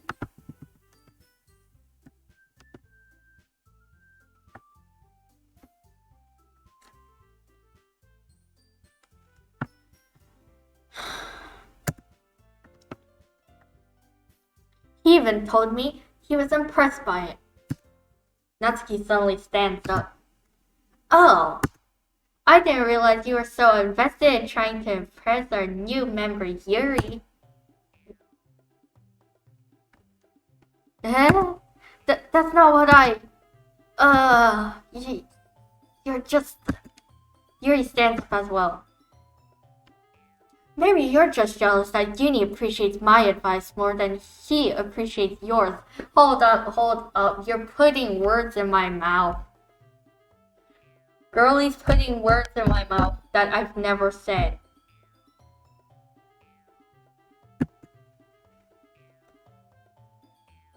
Huh? And how do you know he didn't appreciate my advice more? Are you that full of yourself? No. If I was full of myself, I would deliberately go out of my way to make everything I do overly cutesy. She is literally attacking.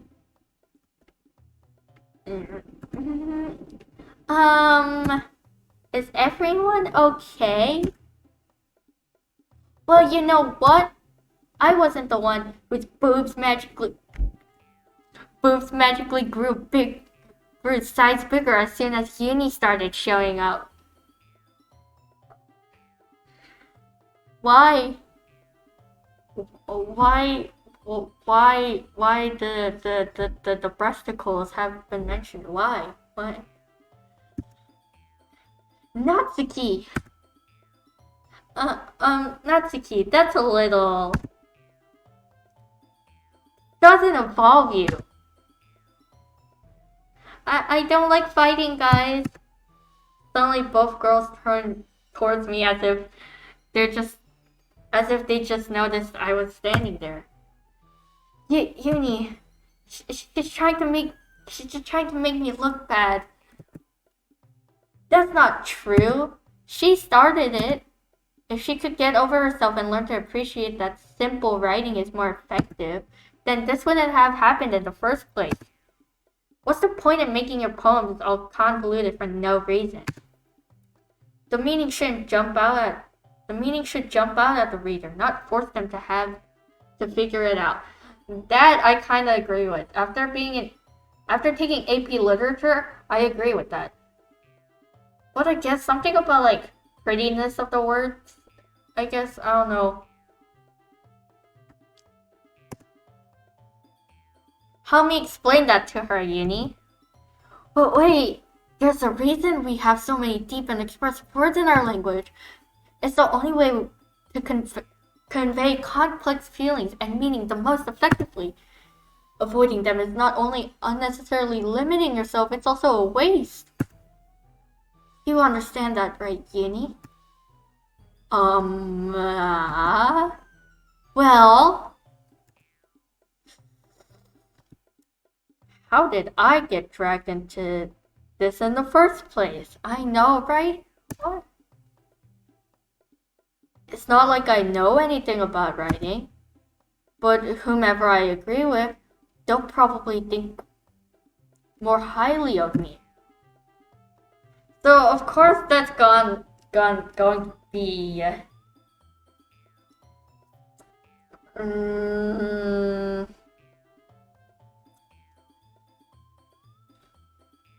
Do I say the truth or do I be nice about it?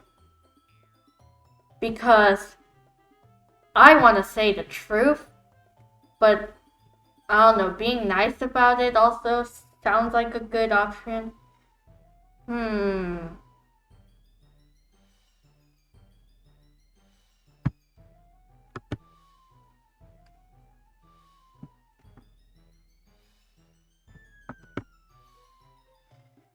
Which one do I choose? I'm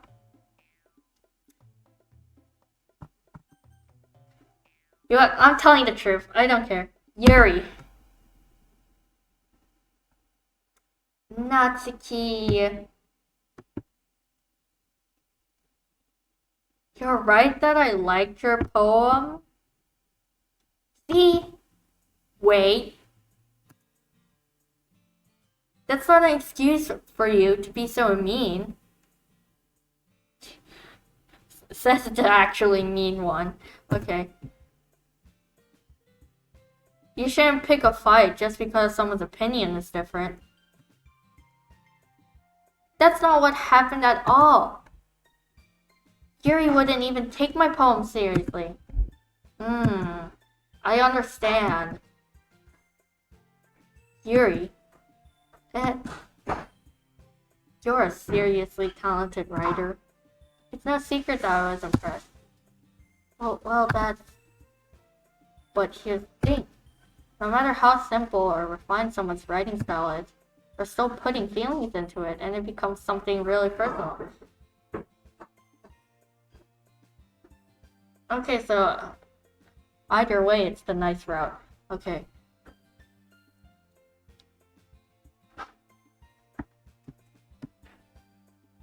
They're still putting feelings into it, and it becomes something really personal. That's why Natsuki felt threatened when you said her poem was cute. Yeah, I see. I didn't notice that I'm sorry. But Natsuki, you took it way too far. Yuri means well, and if you just told her how you felt, then this wouldn't have happened in the first place. Are you kidding? That's exactly what I did. It was her that... Natsuki, I think that's enough. You both said something that you didn't really mean. Yuri apologized. Don't you think you should too? Natsuki clenches her fist. What? She was a bit aggressive about it, let's just say that. If she was like, this is what this means. Like, I hope you understand that. Maybe you'd be like, oh, I see. I don't know. In the end, nobody has taken her side. She's trapped at this point, being defiant only because she can't handle the pressure. I end up feeling bad for her. Um, Sometimes when I'm hurt, it helps to take a walk and clear my head. Sayori, she doesn't need to. You know what? I'm going to do that. It'll spare me from having to look at all your faces right now. Without warning, Natsuki snatches her own poem up from the desk and storms out. On her way, she crumples up the poem with her hands and throws it in the trash. Natsuki. She really didn't need to do that. I think I made it worse. If I said help Sayori, I feel like things wouldn't have gone bad, but whatever, that is what I chose. I look across the room. Yuri has her chin buried in her hand while she stares down at her desk. I gingerly approach her and sit in an adjacent chair.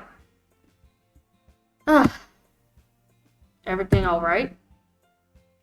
I'm so embarrassed. I can't believe I acted like that. You probably hate me now. No, Yuri. How could anyone not have gotten frustrated after being treated like that? You handled it as well as anyone could.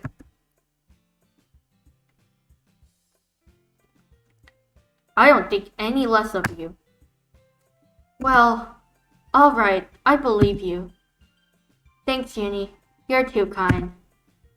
I'm thankful to have you a part of this club now.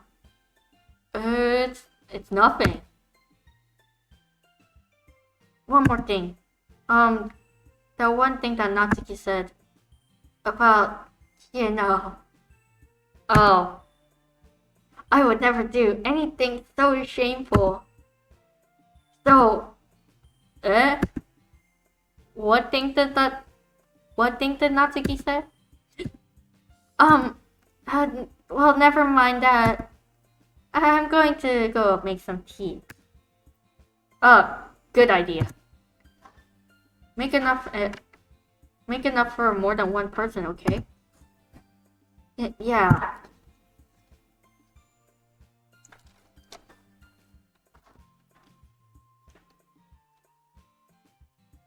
Okay, everyone.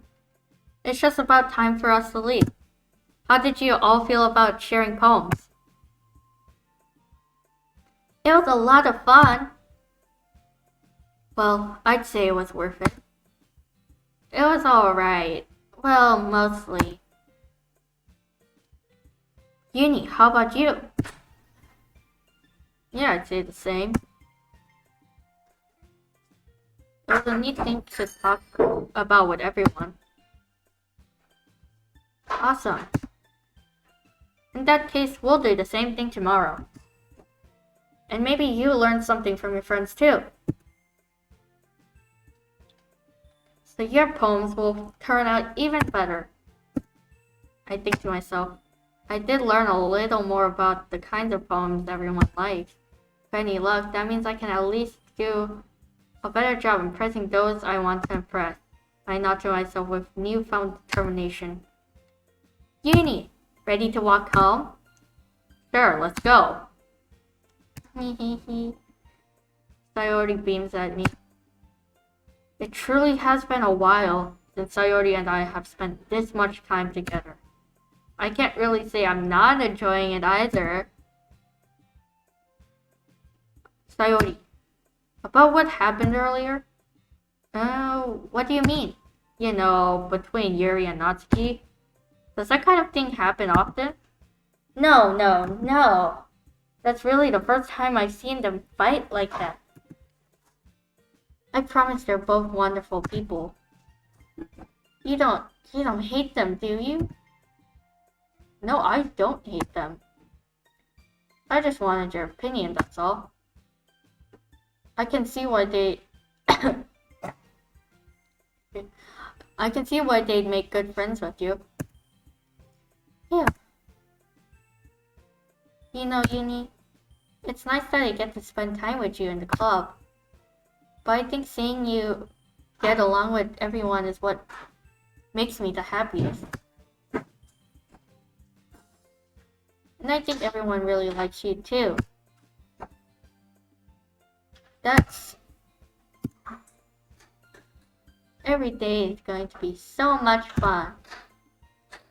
It looks like Sayori still hasn't caught on to the kind of situation I'm in. Sure, being friends with everyone is nice, but does it really need to stop there?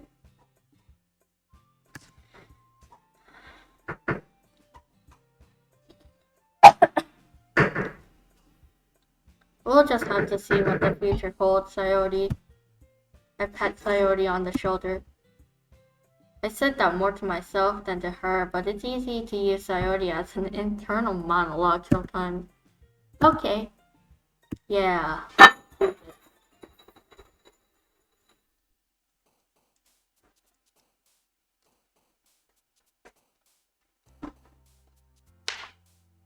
I'm still going for Yuri. Starscape.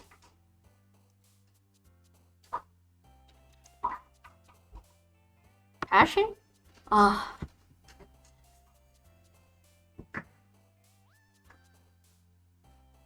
Uncanny. Okay.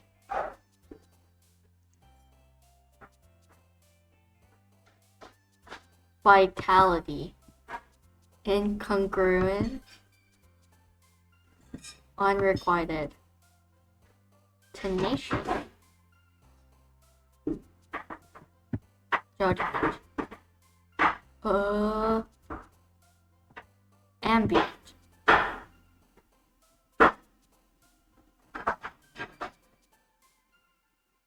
Analysis. Philosophy. Infallible.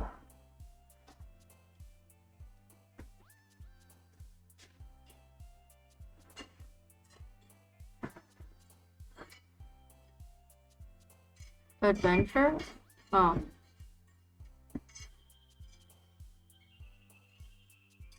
No, I'll just do Kitty. Okay.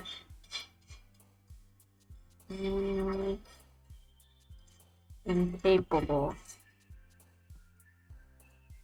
Eternity. Effulgent? After image. Vertigo. Contamination.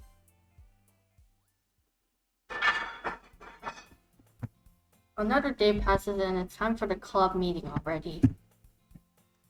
I've gotten a little more comfortable here over the past couple days. Entering the club room, the usual scene greets me. Hi, Jeannie. Yo, Sayori. Looks like you're in a good mood today. I'm just still not used to you being in the club, that's all. I see. That's a pretty simple thing to get you in a good mood. Well, I guess it's always the simple things with you anyway. Speaking of which, I'm kinda hungry. You and me both. Will you come with me to buy a snack? No thanks. That's not like you at all. I have my reasons. Why don't we take a look at your purse, Sayori? Why that all of a sudden? No reason, really. I just wanted to look at it. Sayori nervously retrieves her coin purse. She fumbles with the latch and gets it open. And then she turns it upside down and lets its contents spill onto the desk. Only 2 small coins fall out. Haha. I knew it.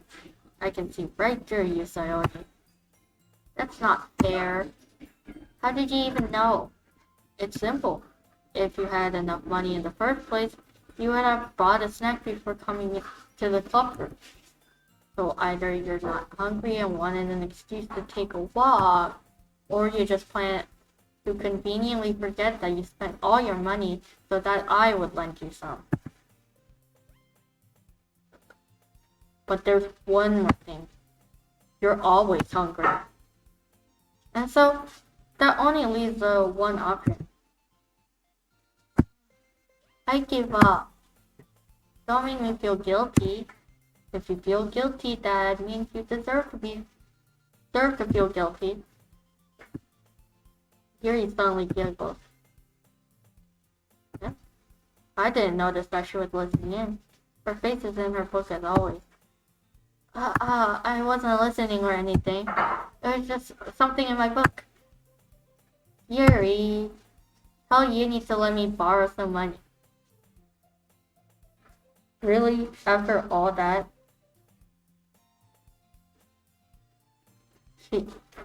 After all that, she's still gonna take my money?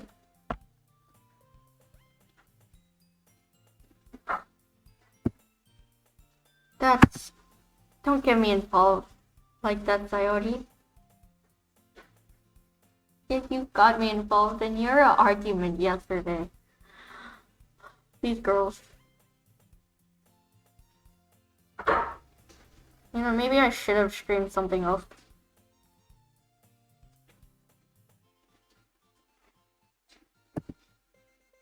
Besides, you should only buy what you can responsibly afford. And frankly, after pulling a mischievous little stunt like that, your suffering is fair enough retribution. I knew she'd had my stuff. I didn't mean that. I got too absorbed into my book.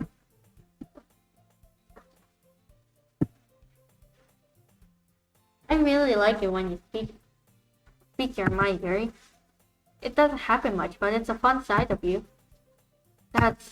There's no way you could think that. You were right, though. I did something bad, and now I have to accept the retribution. That. Still, coming from you, Sayori? I guess there's a little devil inside all of us, isn't there?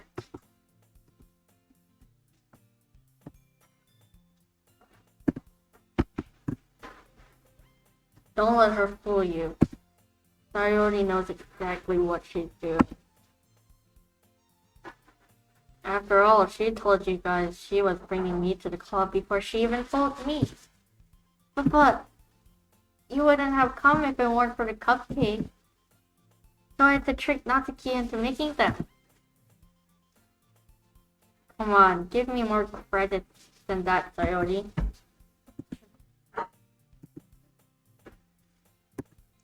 Out of nowhere, something smacks Sayori in the face and tumbles onto the desk. Ow! What was that? A cookie? Sure enough, it's a giant cookie wrapped in plastic. Sayori glances around. Is this a miracle? It's because I paid my restitution. Retribution. Actually, that one almost worked. I was just going to give it to you, but then I heard you blab about the cupcake. It's totally worth seeing your reaction, though. Natsuki, that's so nice of you. I'm so happy. Sayori hugs the cookie. Geez, just eat it. Sayori rapidly tears open the wrapper and takes a big bite. So good. Sayori suddenly clasps her hand over her mouth. I bit my tongue. You're going through a lot over just one cookie. Natsuki takes a bite of her own cookie. Yours looks really good too, Natsuki. Can I try it? Jeez, beggars can't be choosers. But yours is chocolate. Yeah, why did you think I gave you that one? Fine. So, I'm really happy that you shared this one with me. Sayori gets out of the seat and goes behind Natsuki and then wraps her arms around her.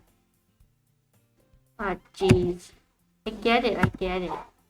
Cookie still in hand, Natsuki reaches up to nudge Sayori off of her. Sayori suddenly leans down and takes a bite of Natsuki's cookie. Hey!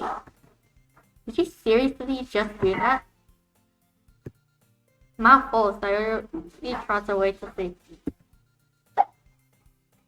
Yuri and I laugh as well. Jeez, you're such a kid sometimes. Monica, can you tell Sayori not to get glasses? Monica isn't in the club room.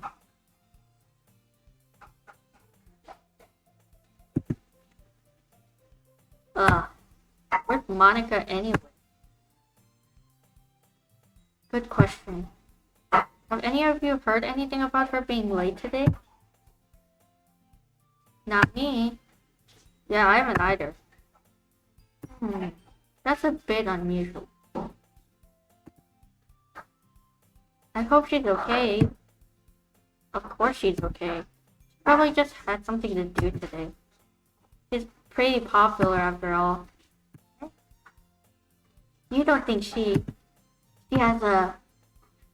I wouldn't be surprised. She's probably more desirable than all of us combined. That's true. Excuse me? Suddenly the door swings open. Sorry, I'm super sorry. There you are. I didn't mean to be late. I hope you guys weren't worried or anything. Monica chose to close over her boyfriend after all. You're so strong-willed. But boyfriend? What on earth are you talking about? Monica quickly glances at me. Never mind that. What held you up anyway? Well, my last period today was study hall. To be honest, I kind of just lost track of time. That makes no sense though. You would have heard the bell ring at least. I must have not heard it since I was practicing piano. Piano?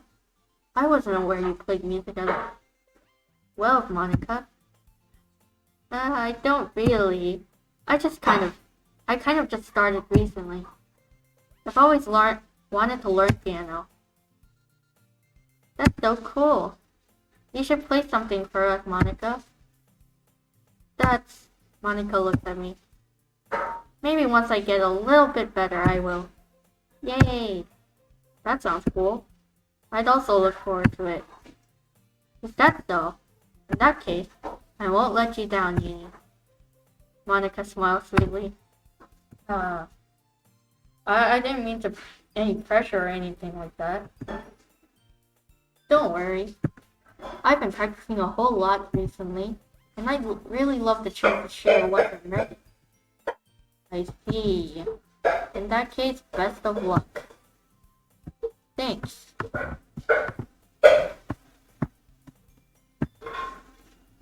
So, I didn't miss anything, did I? No, not really. I choose to leave out Sayori's mischievous escapade. I'm sure Natsuki will end up complaining to her anyway. It looks like everyone has settled down. Sayori somehow already finished her entire cookie. Yuri is back into her books and Natsuki disappeared into her closet.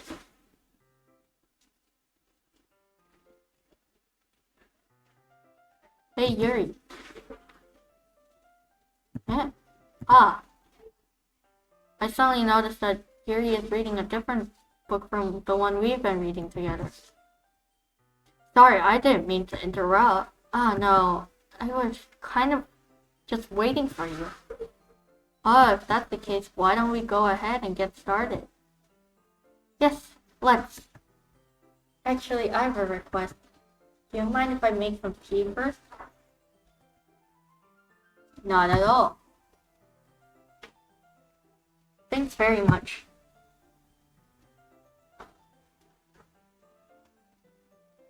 If there's one thing that can make my reading time here any better, it's a nice cup of tea. Not to mention for yourself as well. Yuri stands up and makes her way to the closet. I follow and watch as she retrieves a small water pitcher from the shelf. The kind with a filter inside. Can you hold this for a second? Sure. Yuri hands me the water pitcher and also fetches an electric kettle. I'm going to plug this in at the teacher's desk and then we'll go get some water.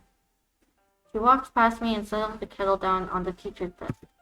I simply watch her movements. To my surprise, the way she moves really contrasts her speaking mannerisms. Especially because of her long legs, Yuri appears elegant and methodical. Okay, may I have the water pitcher? Thanks, I'll be right back. Wait, I totally missed that. Oh, I might as well walk with you. Yeah, why not? Shall we go then? Yeah. Where are you two off to? We're just... Yuri was going to make some tea, so... I suddenly realized how weird it sounds to explain this to Monica. We're just filling the water pitcher. Ah, okay. Sorry, I was just a bit curious. That's kind of a one-person job, isn't it? Dad? Monica, please mind your own business for once. For real. Or, do you want to tell me there's something wrong with helping involve Yuri in club activities? My mouth gaped. I suppose there's nothing wrong with that.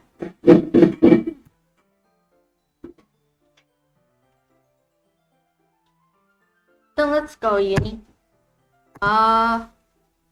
Yuri quickly exits the room and I follow.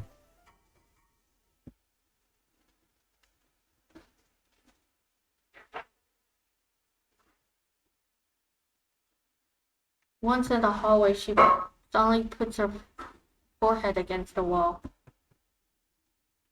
I spoke without thinking. I don't think so. How could I say something like that? Yuri. It's just something about the way she said that.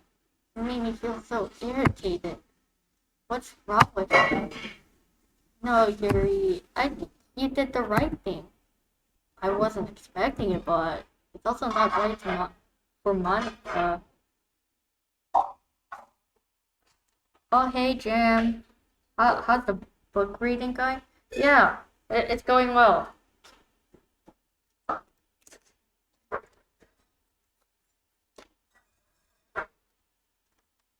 It's just a lot of words to read.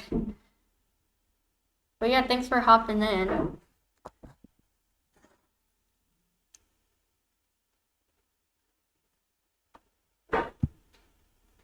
Yeah, I still haven't got to like the meaty parts of it, but yeah, so far Doki Doki going well. It's also not right. Do you play many visual novels? Also, of note, have you played or seen Doki Doki Literature? I have played like the beginning parts, but like I didn't really get to the part where like things go down. Like I'm aware it happens, but Yeah, I haven't really seen like the more horror elements of it. But yeah, I usually play visual novels or like mobile games. Also, Arima Kana, thanks for following me.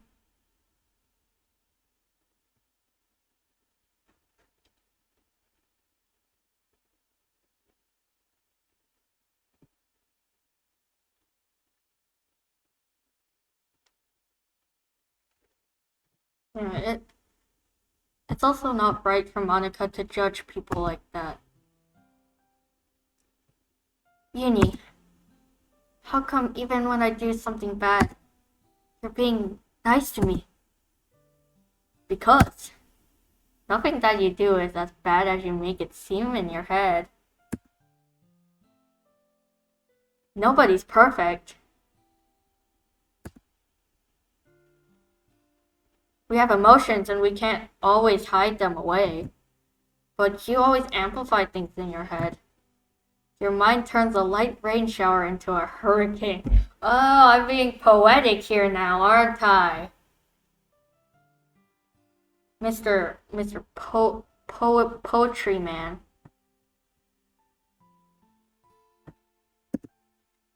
Ah, no. Wouldn't you hate me for something as terrible as that? Why would I hate you? I can't hate someone for having emotions. What kind of friend would do that? Friend, you say? Um, Yuri lifts her head. Uni, I really like being friends with you. Ha ha ha, thanks, Yuri. I like being friends with you too. I feel kind of awkward saying something like that. But I'm doing my best to help Yuri feel better. Anyway, yeah. Shall we go? Yeah.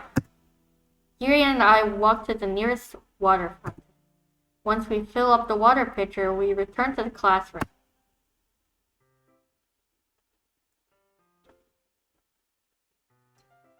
I see you added Yuri tag to the stream. Are you perhaps playing favorites? Yes, I am. Yuri is best girl. From what little I know about her, I really like her.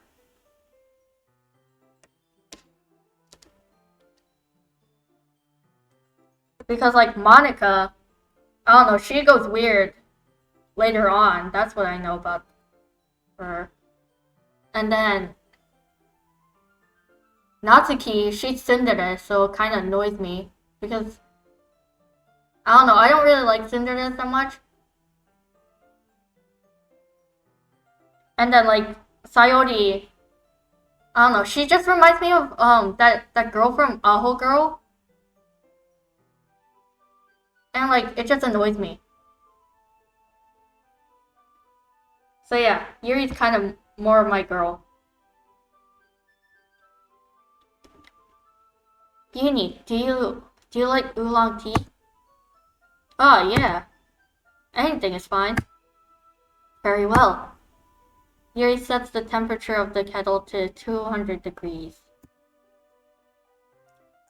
Now it's time to get the teapot. You really do this properly, don't you? Of course. I shouldn't do any less when I'm making tea for others. Even if I'm not an expert on tea or anything? In that case, you'll only be even more impressed. Ah, perhaps I will. Yuri fetches a teapot and begins measuring the tea leaves. To my surprise, she even starts humming to herself a little. She even starts humming a little to herself. You must be in a good mood now. Is that so? I was letting it show. And you noticed. I was doing a bit of thinking. and I decided that I would try expressing myself a little more. Is she asking us out? Is she asking me out? Are we getting married?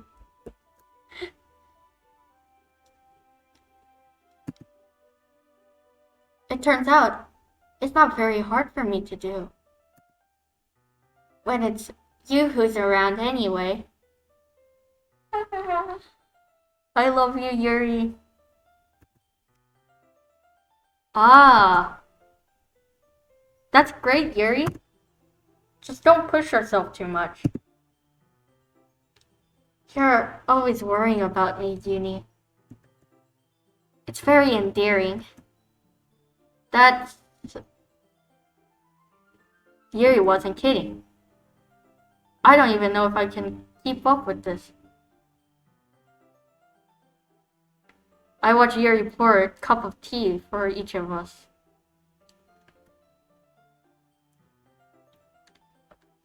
Genie, I have another request. Do you mind if we sit on the floor today? Eh? What's that? It's a little bit easier on my back.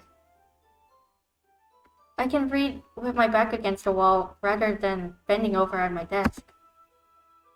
Oh, sorry, I didn't realize. No worries. I just have back pain fairly regularly, so I do my best to manage it. Is that so? I wonder why that is. It's most likely because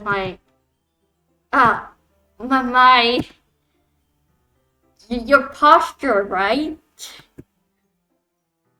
Always hunched over like that while reading. Yes, I have terrible reading posture.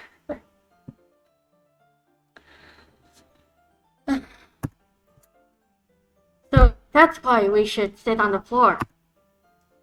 Fair enough. I'll go ahead and get the book.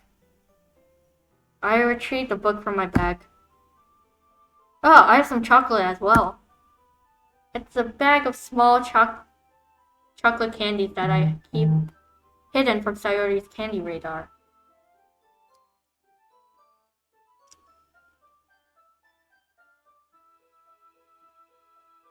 Yeah, shrimpin'. Yeah, she's shrimpin' for real. I'm also shrimpin'.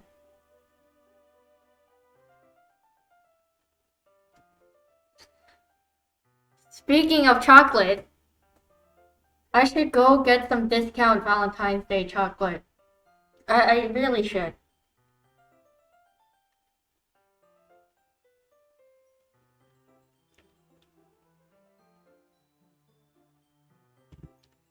It's a bag of small chocolate candies that I keep hidden from Sayori's candy radar. I take it since it'll go well with the tea.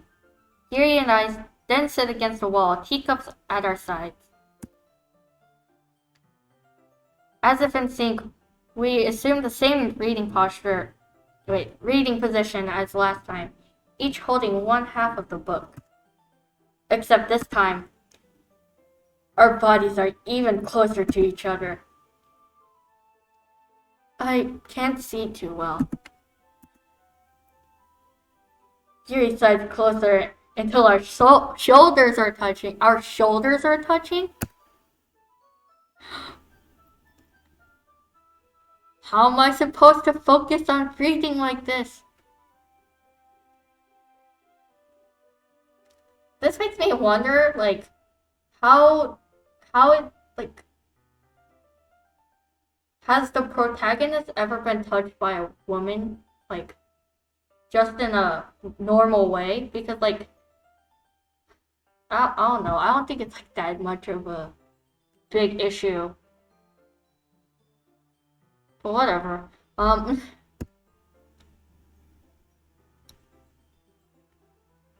Yuri was always kind of cute, but when she's being less apprehensive, it's almost more than I can handle. Your teacup? Yuri hands me my teacup. Holding it with my hand that's not holding the book, I end up in a position that makes it even harder to focus. Because now I need to worry about making sure I don't accidentally touch her chest.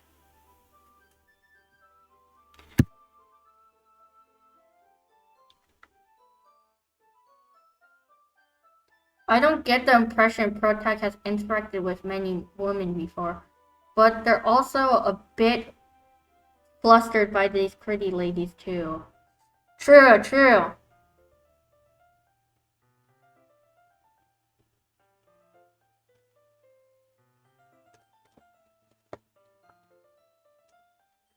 I mean, he really only interacted with Sayori, but even that.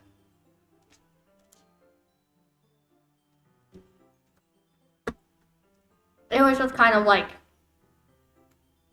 I don't know, Osana Najimi, like childhood friend vibes. Like, they're just friends because their parents are friendly to each other, and that's why. But yeah. Meanwhile, Yuri hasn't noticed a single thing. She wears her intense reading expression, and I can only presume the world around her has faded away. And he knew Sayori since they were young, so he seems to see her very platonically. Yeah, true that. I used all of my willpower to focus on reading. After a few minutes, I finally managed to relax a little. I put the teacup between my legs and fumbled with the chocolate wrapper. Sorry. I briefly let go of the book to finish opening the wrapper. You can have as much as you want. That's okay. I won't take any. What? Are you sure? Well, if I touch it, then it might get smudges on the pages. You're right. I didn't even think about that. My bad.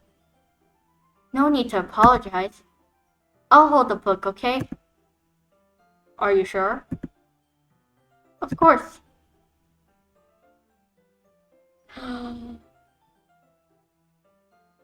So pretty. So pretty.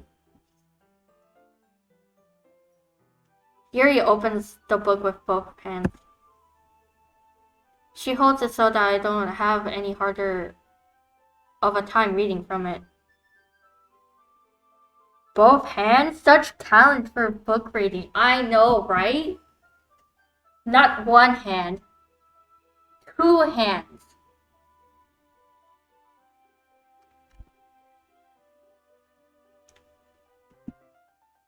But as a result, her left arm is practically resting on top of my leg. Well, in that case, Yuri is totally focused on reading again. I take a chocolate candy and pop it into my mouth. Then I take another chocolate, and I hold it up to Yuri. She doesn't even look away from the book. She simply parts her lips as if this situation was completely natural. Oh my gosh, we're dating. We're so dating.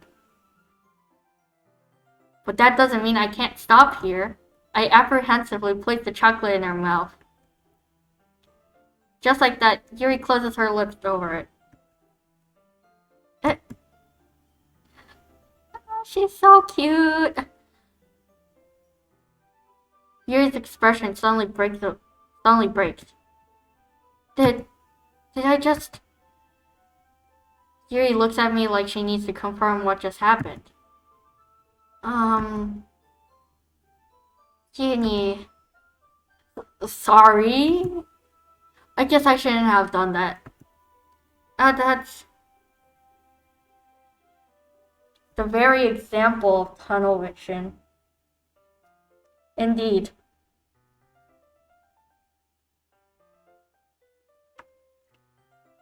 That's... well... you were just helping. That's something that friends do. Friends. We're more than friends. Come on, Yuri. We're more than friends. Right? I mean, not really in this kind of context, but yeah. That's all it was. Shut up. No, that's not all it was. We're dating. Yeah. Then you don't need to stop or anything. I see. The situation has gotten really tense. Yuri tries to return to the book, but I can tell just by her expressions that even she can't focus now. My heart is pounding. I nervously take another chocolate between my fingers, but this time Yuri's eyes meet mine. How did it even come to this? Yuri doesn't avert her gaze. I notice her chest rising and falling to the rhythm of her breaths. I raise my arm. Ah. Like before, Yuri parts her lips. Also, they did just discuss not handling the chocolate and the book. So it would be a bit silly for Yuri to immediately take the chocolate with her hand, and she had taken the book. True, yeah. There's no choice. No choice but to be fed. I don't know why she was so surprised.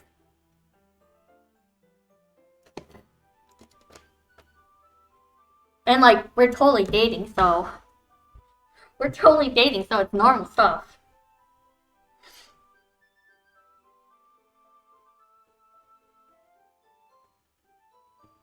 Like before, Yuri parts her lips. But it's different this time. I take the chocolate and place it in her mouth. I feel her hot breath on my fingers. What? Did I miss something? No, I did not. Why are you cock-blocking us? Oh, hi, Monica.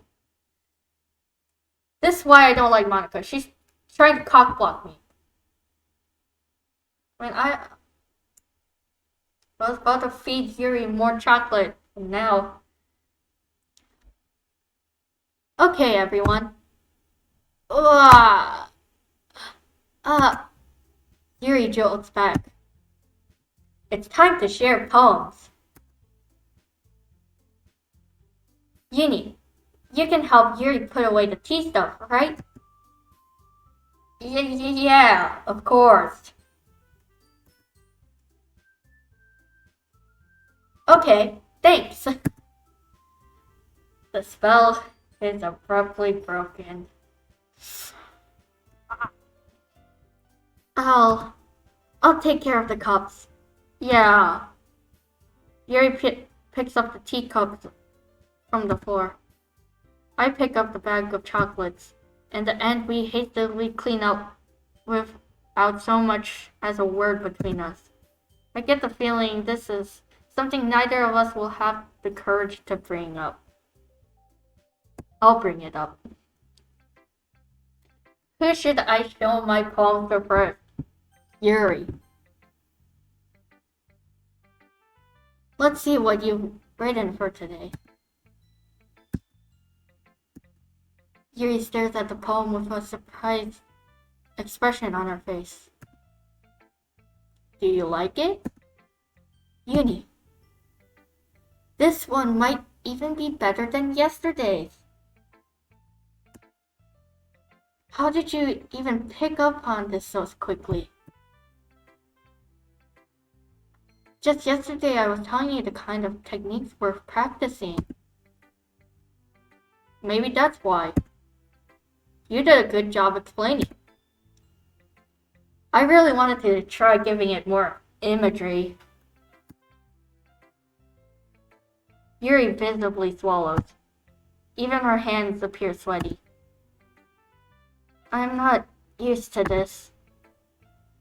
Used to what? I don't know. It's fine. It's fine. Take your time. Yuri breathes and collects her thoughts. I know that Yuri likes to think before she speaks, so I offer that patience to her. Yeah. Just being appreciated like this, I guess. It probably sounds really stupid, but seeing someone motivated by my writing, it just makes me feel really happy. Are you saying you've never shared your writing before? Yuri nods. Really? I don't believe it. I really only write for myself. And besides, people would just laugh at me. Do you really think that? Again, Yuri nods. Huh. Even your close friends? Yuri doesn't respond to that. I wonder why. Anyway, do you want to share the poem you wrote today? Yeah, I do. If it's with you. The raccoon. It happened in the dead of night while I was slicing bread for a guilty snack. My attention was caught by the scuttering of a raccoon outside my window.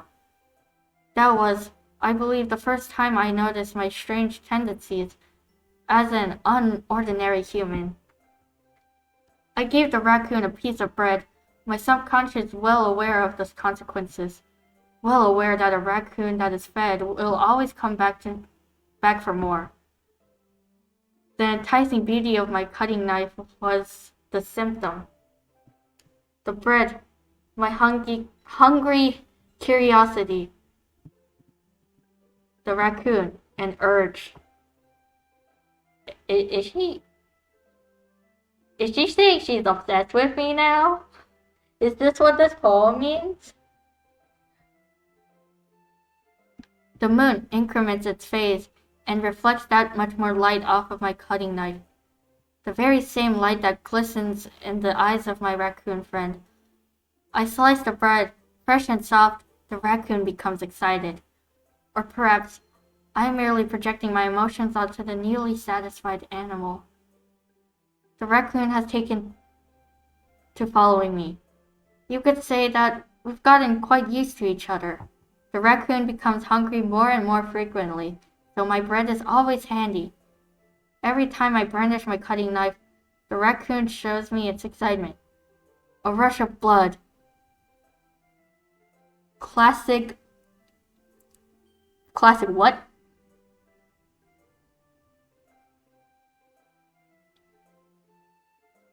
How's DDLC? Great. We just finished feeding Yuri some chocolate, and then Monica cockblocked us, and now we're reading one of Yuri's poems.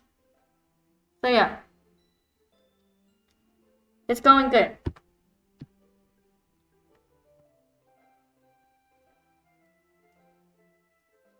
Oh yeah.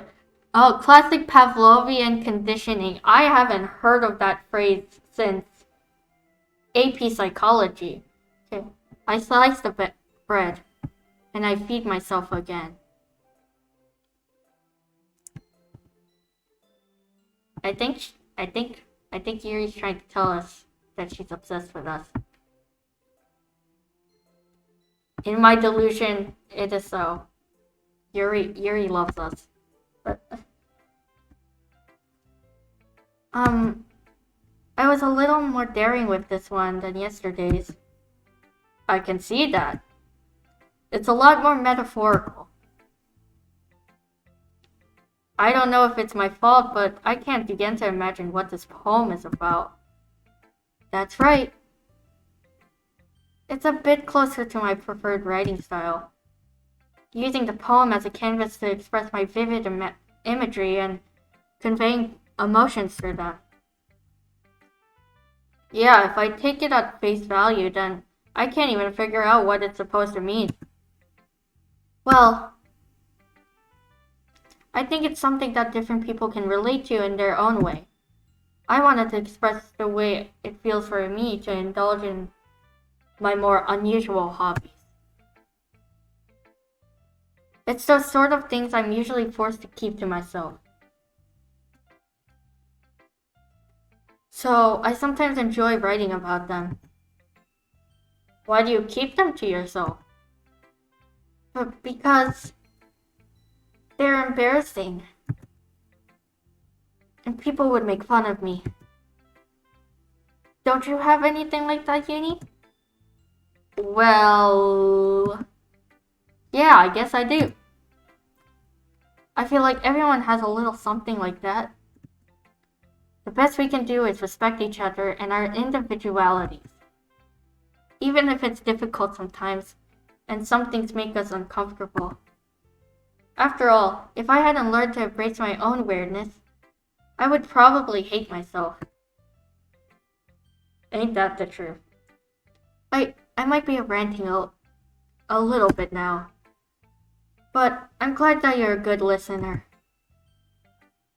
You're good at a lot of things. Ooh, writing, listening.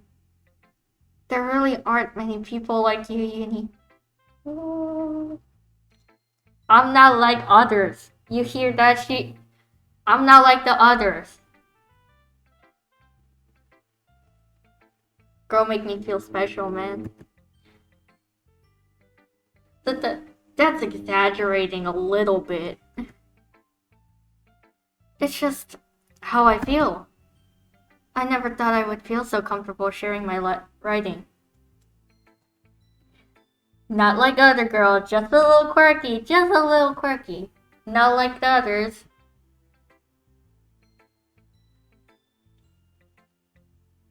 Hi, Redacted!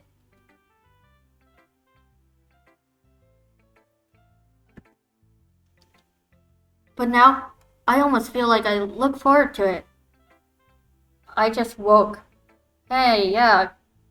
Good. I hope you had a good rest. Yeah.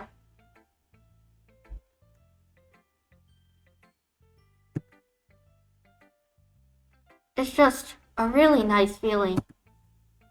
And you're to thank for that. It's nothing, really. Yuri smiles sincerely at me. For just a moment, her timidness seems to disappear. Next girl, let's get Natsuki over with. She's probably gonna hate my poem.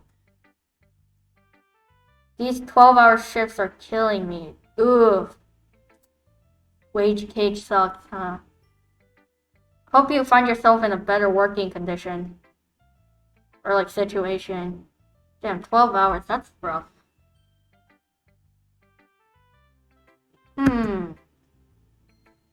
Well, I can admit that it's better than the last one. It's nice to see that you're putting in some effort. That's good. But I still don't like this at all. It's trying too hard to be serious. Yeah. Because I want to be serious. Because this is for Yuri, not you, Natsuki. What do you mean by that? Poems don't need to be all deep sounding to express something. It's going to just sound like you're forcing it unless you really don't suck at it.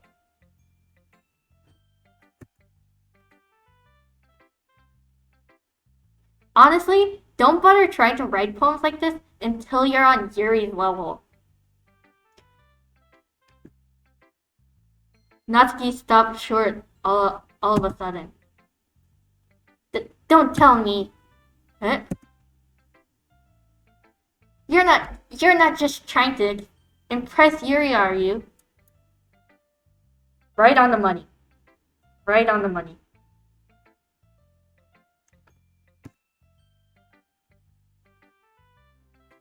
What are you talking about? Keep your voice down. You know Yuri would love this angsty.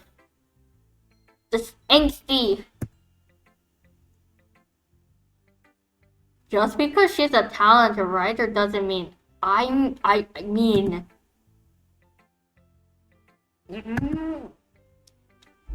Looks like I'm in trouble. I somehow struck a nerve, though what I did is beyond me. I am so done with you. Bruh. So what if I want to press Yuri? Man, it's annoying. You know what Sayori would say? Sayori would be like, you go and press Yuri. She'd be so supportive. That's why I don't like her.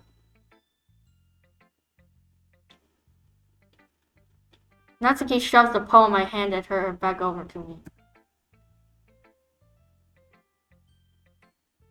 Take your stupid poem if you wrote it for someone else. Just don't show it to me.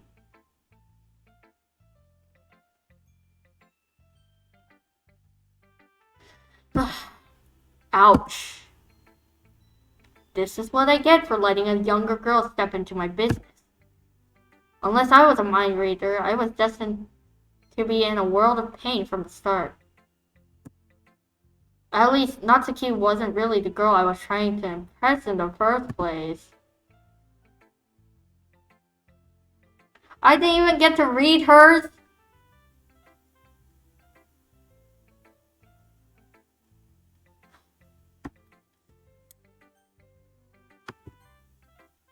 I hate her. I don't care if Natsuki has like some issues. I still don't like her. Ooh. I like this one, Yuri. See, Sayori's nice. She's nice about it. She's supportive. It has some nice feelings in it. I'm glad. Does that mean it's better than yesterday's?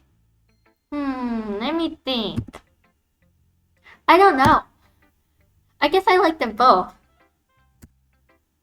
The problem is she's an airhead. Okay. Hehehe.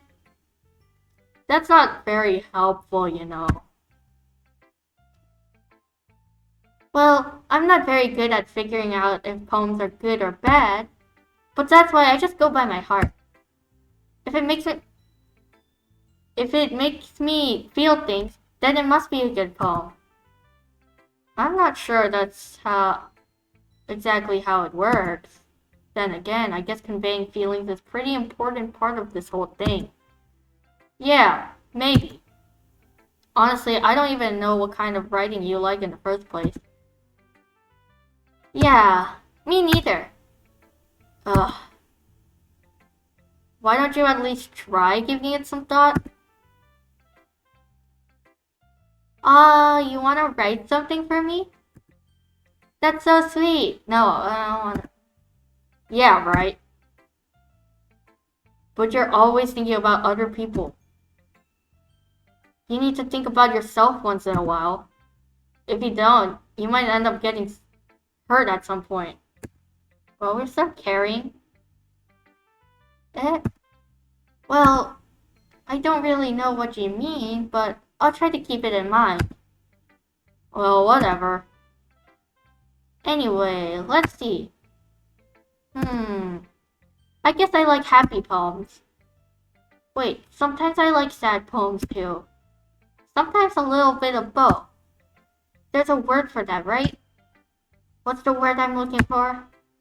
Bittersweet. Yeah.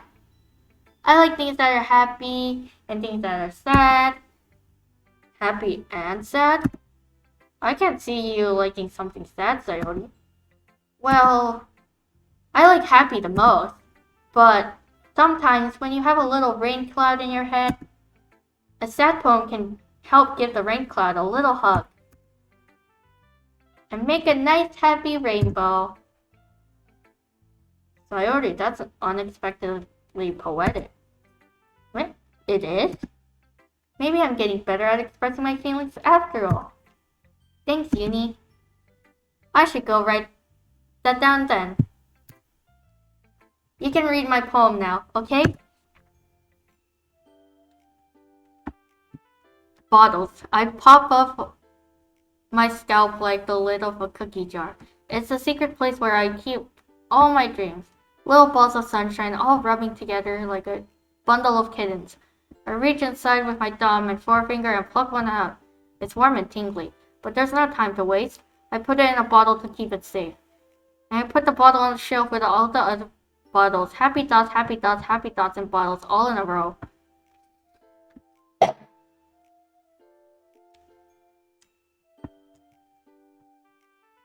My collection makes excuse me. My collection makes me lots of friends. Each bottle is starlight to make amends. Sometimes my friend feels a certain way. Down comes a bottle to save the day. Night after night, more dreams. Friend after friend, more bottles. Deep and deeper my fingers. Deeper and deeper my fingers go. Like exploring a dark cave.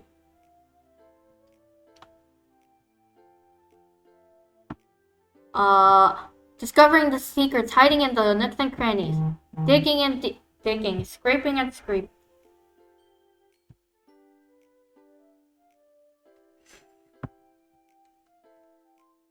I blow dust off my bottle caps. It doesn't feel like the time elapsed. My empty shelf could use some more. My friends look through my locked front door. Finally, all alone, I open up and in come my friends. In they come in such a hurry. Do they want my bottles that much? I frantically pull them from the shelves one after the other, holding them out to each and every friend, each and every bottle. But every time I let one go, it shatters against the tile between my feet. Happy thoughts, happy thoughts, happy thoughts in shards all over the floor. They were supposed to be for my friends. My friends who aren't smiling. They're all shouting, pleading something. But all I hear is echo, echo, echo, echo inside my head. Surprisingly deep. Holy crap! Sayori, did you really write this? Of course I did. Did I tell you yesterday I was gonna write the best poem ever? Yeah, but I didn't expect something like this coming from you. Monica taught me a whole lot, and I've been really in touch with my feelings recently. I see that. It's almost kind of creepy. Creepy? Well, not exactly. Maybe because I'm so used to you being cheerful. Well, never mind. I'm thinking too hard about it. The point is, it came out good, so you should be proud of it. Aw, thanks. I feel like I was meant to express myself this way. It even helps me understand my own feelings a little bit better. Writing is like magic. You've gotten pretty passionate about this, huh? I hope you keep it up. Yeah! Writing's the best. I'm gonna keep writing until I die. Haha, don't get ahead of yourself. Sayori's always had a habit of getting obsessed with something before dropping it no more than a week later. I wonder if this is one of those times. But seeing the passion in her eyes makes it hard for me to be pessimistic. Finally, Monica. Hi again, Yuri. How's the writing going? Alright, I guess. I'll take that. As long as it's not going bad. I'm happy that you're applying yourself. Maybe soon you'll come up with a masterpiece. Haha, I wouldn't count on that. You never know. Want to share what you wrote for today? Sure, here you go. I give my poem to Monica. Alright. This one's good. It feels like you're not only getting more comfortable with your style, but the imagery is getting better than the last one I read. Just wondering, but have you been finding inspiration in Yuri's writing style? I guess so. You can't deny that she's talented. Yeah, totally. I think her poems are the most romantic. That's the best way to describe it. She's like a totally different person when she picks up a pen. I noticed that too. Or when she's talking about literature, it's like a light turns on inside her. Sadly, it's hard to get much personal conversation out of her. Maybe stop cock-blocking us. Trust me, I've tried. Who knows what goes on in that head of hers? I hope you don't mean that in a bad way. No, of course not. I just mean that I wish she didn't keep so much to herself.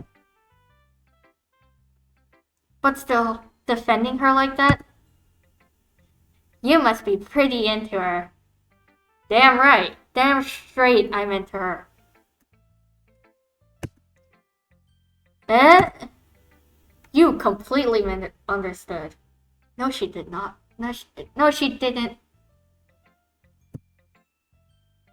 Calm down, I'm kidding. Besides, I'm pretty sure she's already got a boyfriend. You say what now? You say what now? Yuri? Boyfriend? That isn't me?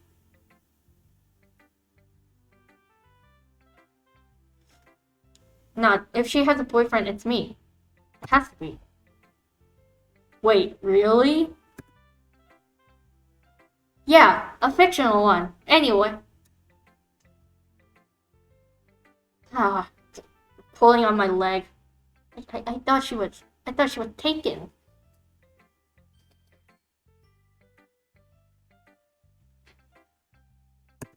Fictional one, okay. Fictional one, okay. Monica kind of whispers that last part to me. It's just a hunch, but... Well, there's not really anything wrong with that. Oh, well, I know. I was just saying. But anyway, you want to read my poem now? I like the way this one turned out, so I hope you do too. Alright, let's take a look.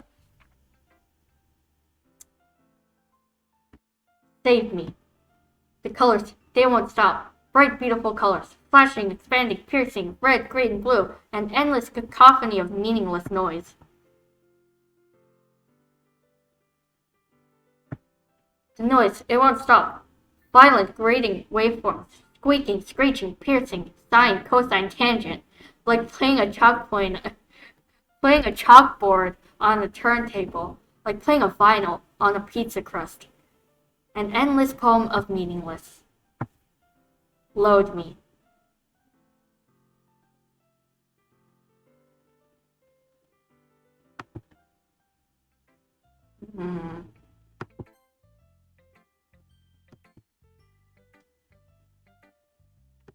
Yeah.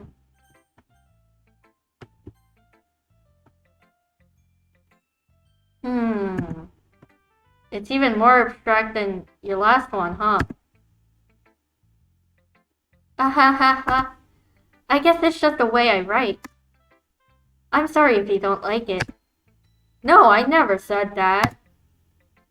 It's just a kind of thing I've never really seen before, I guess. I kind of like playing with my space on paper. Choosing where and how to space your words can totally change the mood of the poem. It's almost like magic. The way I wrote the lines really short makes it feel like they're trying to speak over the noise. I see. It's still hard for me to tell what it's about though. Sometimes asking what a poem is about isn't the right question.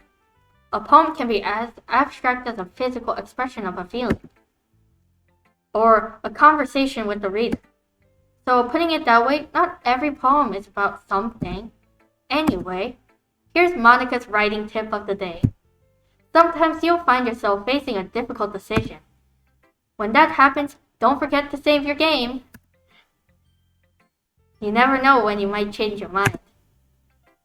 That's not a writing tip. Or when something unexpected may happen. Wait, is this tip even about writing? What am I even talking about? Ah ha ha ha ha. Silly me. That's my advice for today. Thanks for listening. Okay, everyone. We're all done reading each other's poems, right? I have something extra planned today. So, if everyone could come sit at the front of the room. Is this about the festival? Well, sort of. Do we really have to do something for the festival? It's not like we can put together anything good in just a few days. We'll just end up embarrassing ourselves instead of getting any new members. That's a concern of mine as well. I really don't do well with last minute preparations. Don't worry so much. We're going to keep it simple, okay? We won't need much more than a few decorations. Sayori has been working on posters, and I've designed some pamphlets we can give out during the events.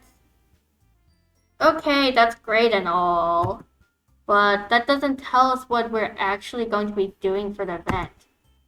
Ah, sorry. I thought you heard about it already. We're going to be performing. Performing? Monica. Yeah, we're going to be having a poetry performance. Each of us are going to choose a poem to recite during the event. Great. But the cool part is, we're also going to let anyone else come up and recite the poem. Sayori's putting it all on the poster in case anyone wants to prepare ahead of time. Sayori, who has been coloring a poster, holds it up for us to see. Are you kidding me, Monica? You didn't already start putting those posters up, did you? Well, I did. Do you really think it's that bad of an idea? Well, no. It's not a bad idea, but I didn't sign up for this, you know? There is no way I'm going to be performing in front of a group of people like that. I agree with Natsuki. I could never in my life do something like that. Imagining it, Yuri shakes her head in fear. Guys. No, Sayori. I understand where they're coming from. Remember that Natsuki and Yuri have never shared their poems with anyone until just a couple of days ago. It's a lot to ask for them to recite their poems out loud to a whole room full of people. I guess I kind of overlooked that. Kinda. So, I'm sorry. You've got me in there. But, I still think we should give it our best. We're the only ones responsible for the fate of this club. If we start the event and each put on a good performance, then it will inspire others to do the same. And the more people who perform, the better we'll be able to show everyone what literature is all about. Yeah! It's about expressing your feelings, being intimate with yourself, finding new horizons, and having fun. That's right. And it's those reasons that we're all in this club today. Don't you want to share that with others? To inspire them to find the same feelings that brought you here in the first place? I know you do. I know we all do. And if all it takes is standing in front of a room for 2 minutes and reciting a poem, then I know you can do it. Natsuki and Yuri remain silent. Sayori looks worried. I guess that leaves me no choice. I agree. I don't think it's too much to ask. I think that Sayori and Monica have been trying really hard to get new members. The least we can do is help them out a little bit.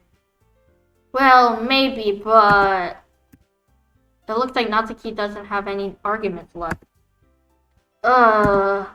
Okay, fine. I guess I'll just have to get it over with. Alright. Phew. Thanks, Natsuki. What about you, Yuri?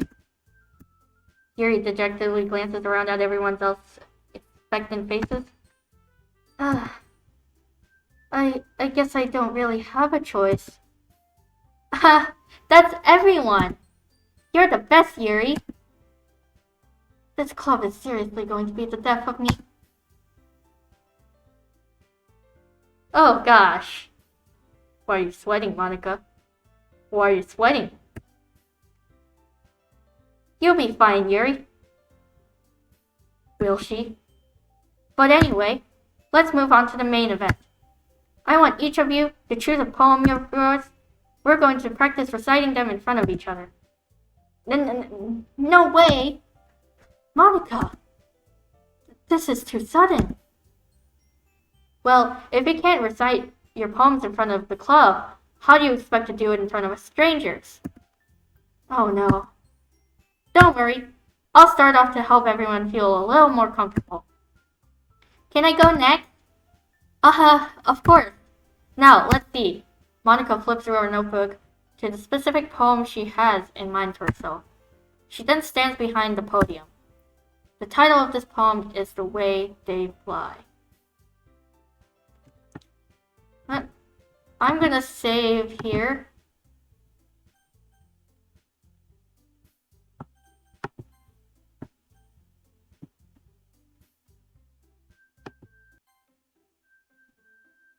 I'm gonna make sure I save properly. Okay.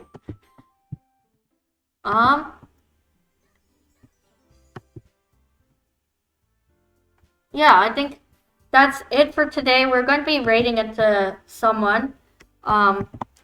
Before we leave, here's my Discord, so you can get more notifications. Yes, thanks for watching, Penguide. Here's my socials. So yeah, go check those out. Schedule will come out next week. Yeah, thanks for watching. And yeah, here's my raid message. I think we're just gonna be... Yeah, next week I'll do another Doki Doki Literature Club stream. I think I'll also be doing that on Thursday. Or maybe Friday. But yeah, here's my raid message. And then we're gonna go raid into Cici Mushishi, who is playing Persona 5 Royale. So yeah, thank you everyone for watching.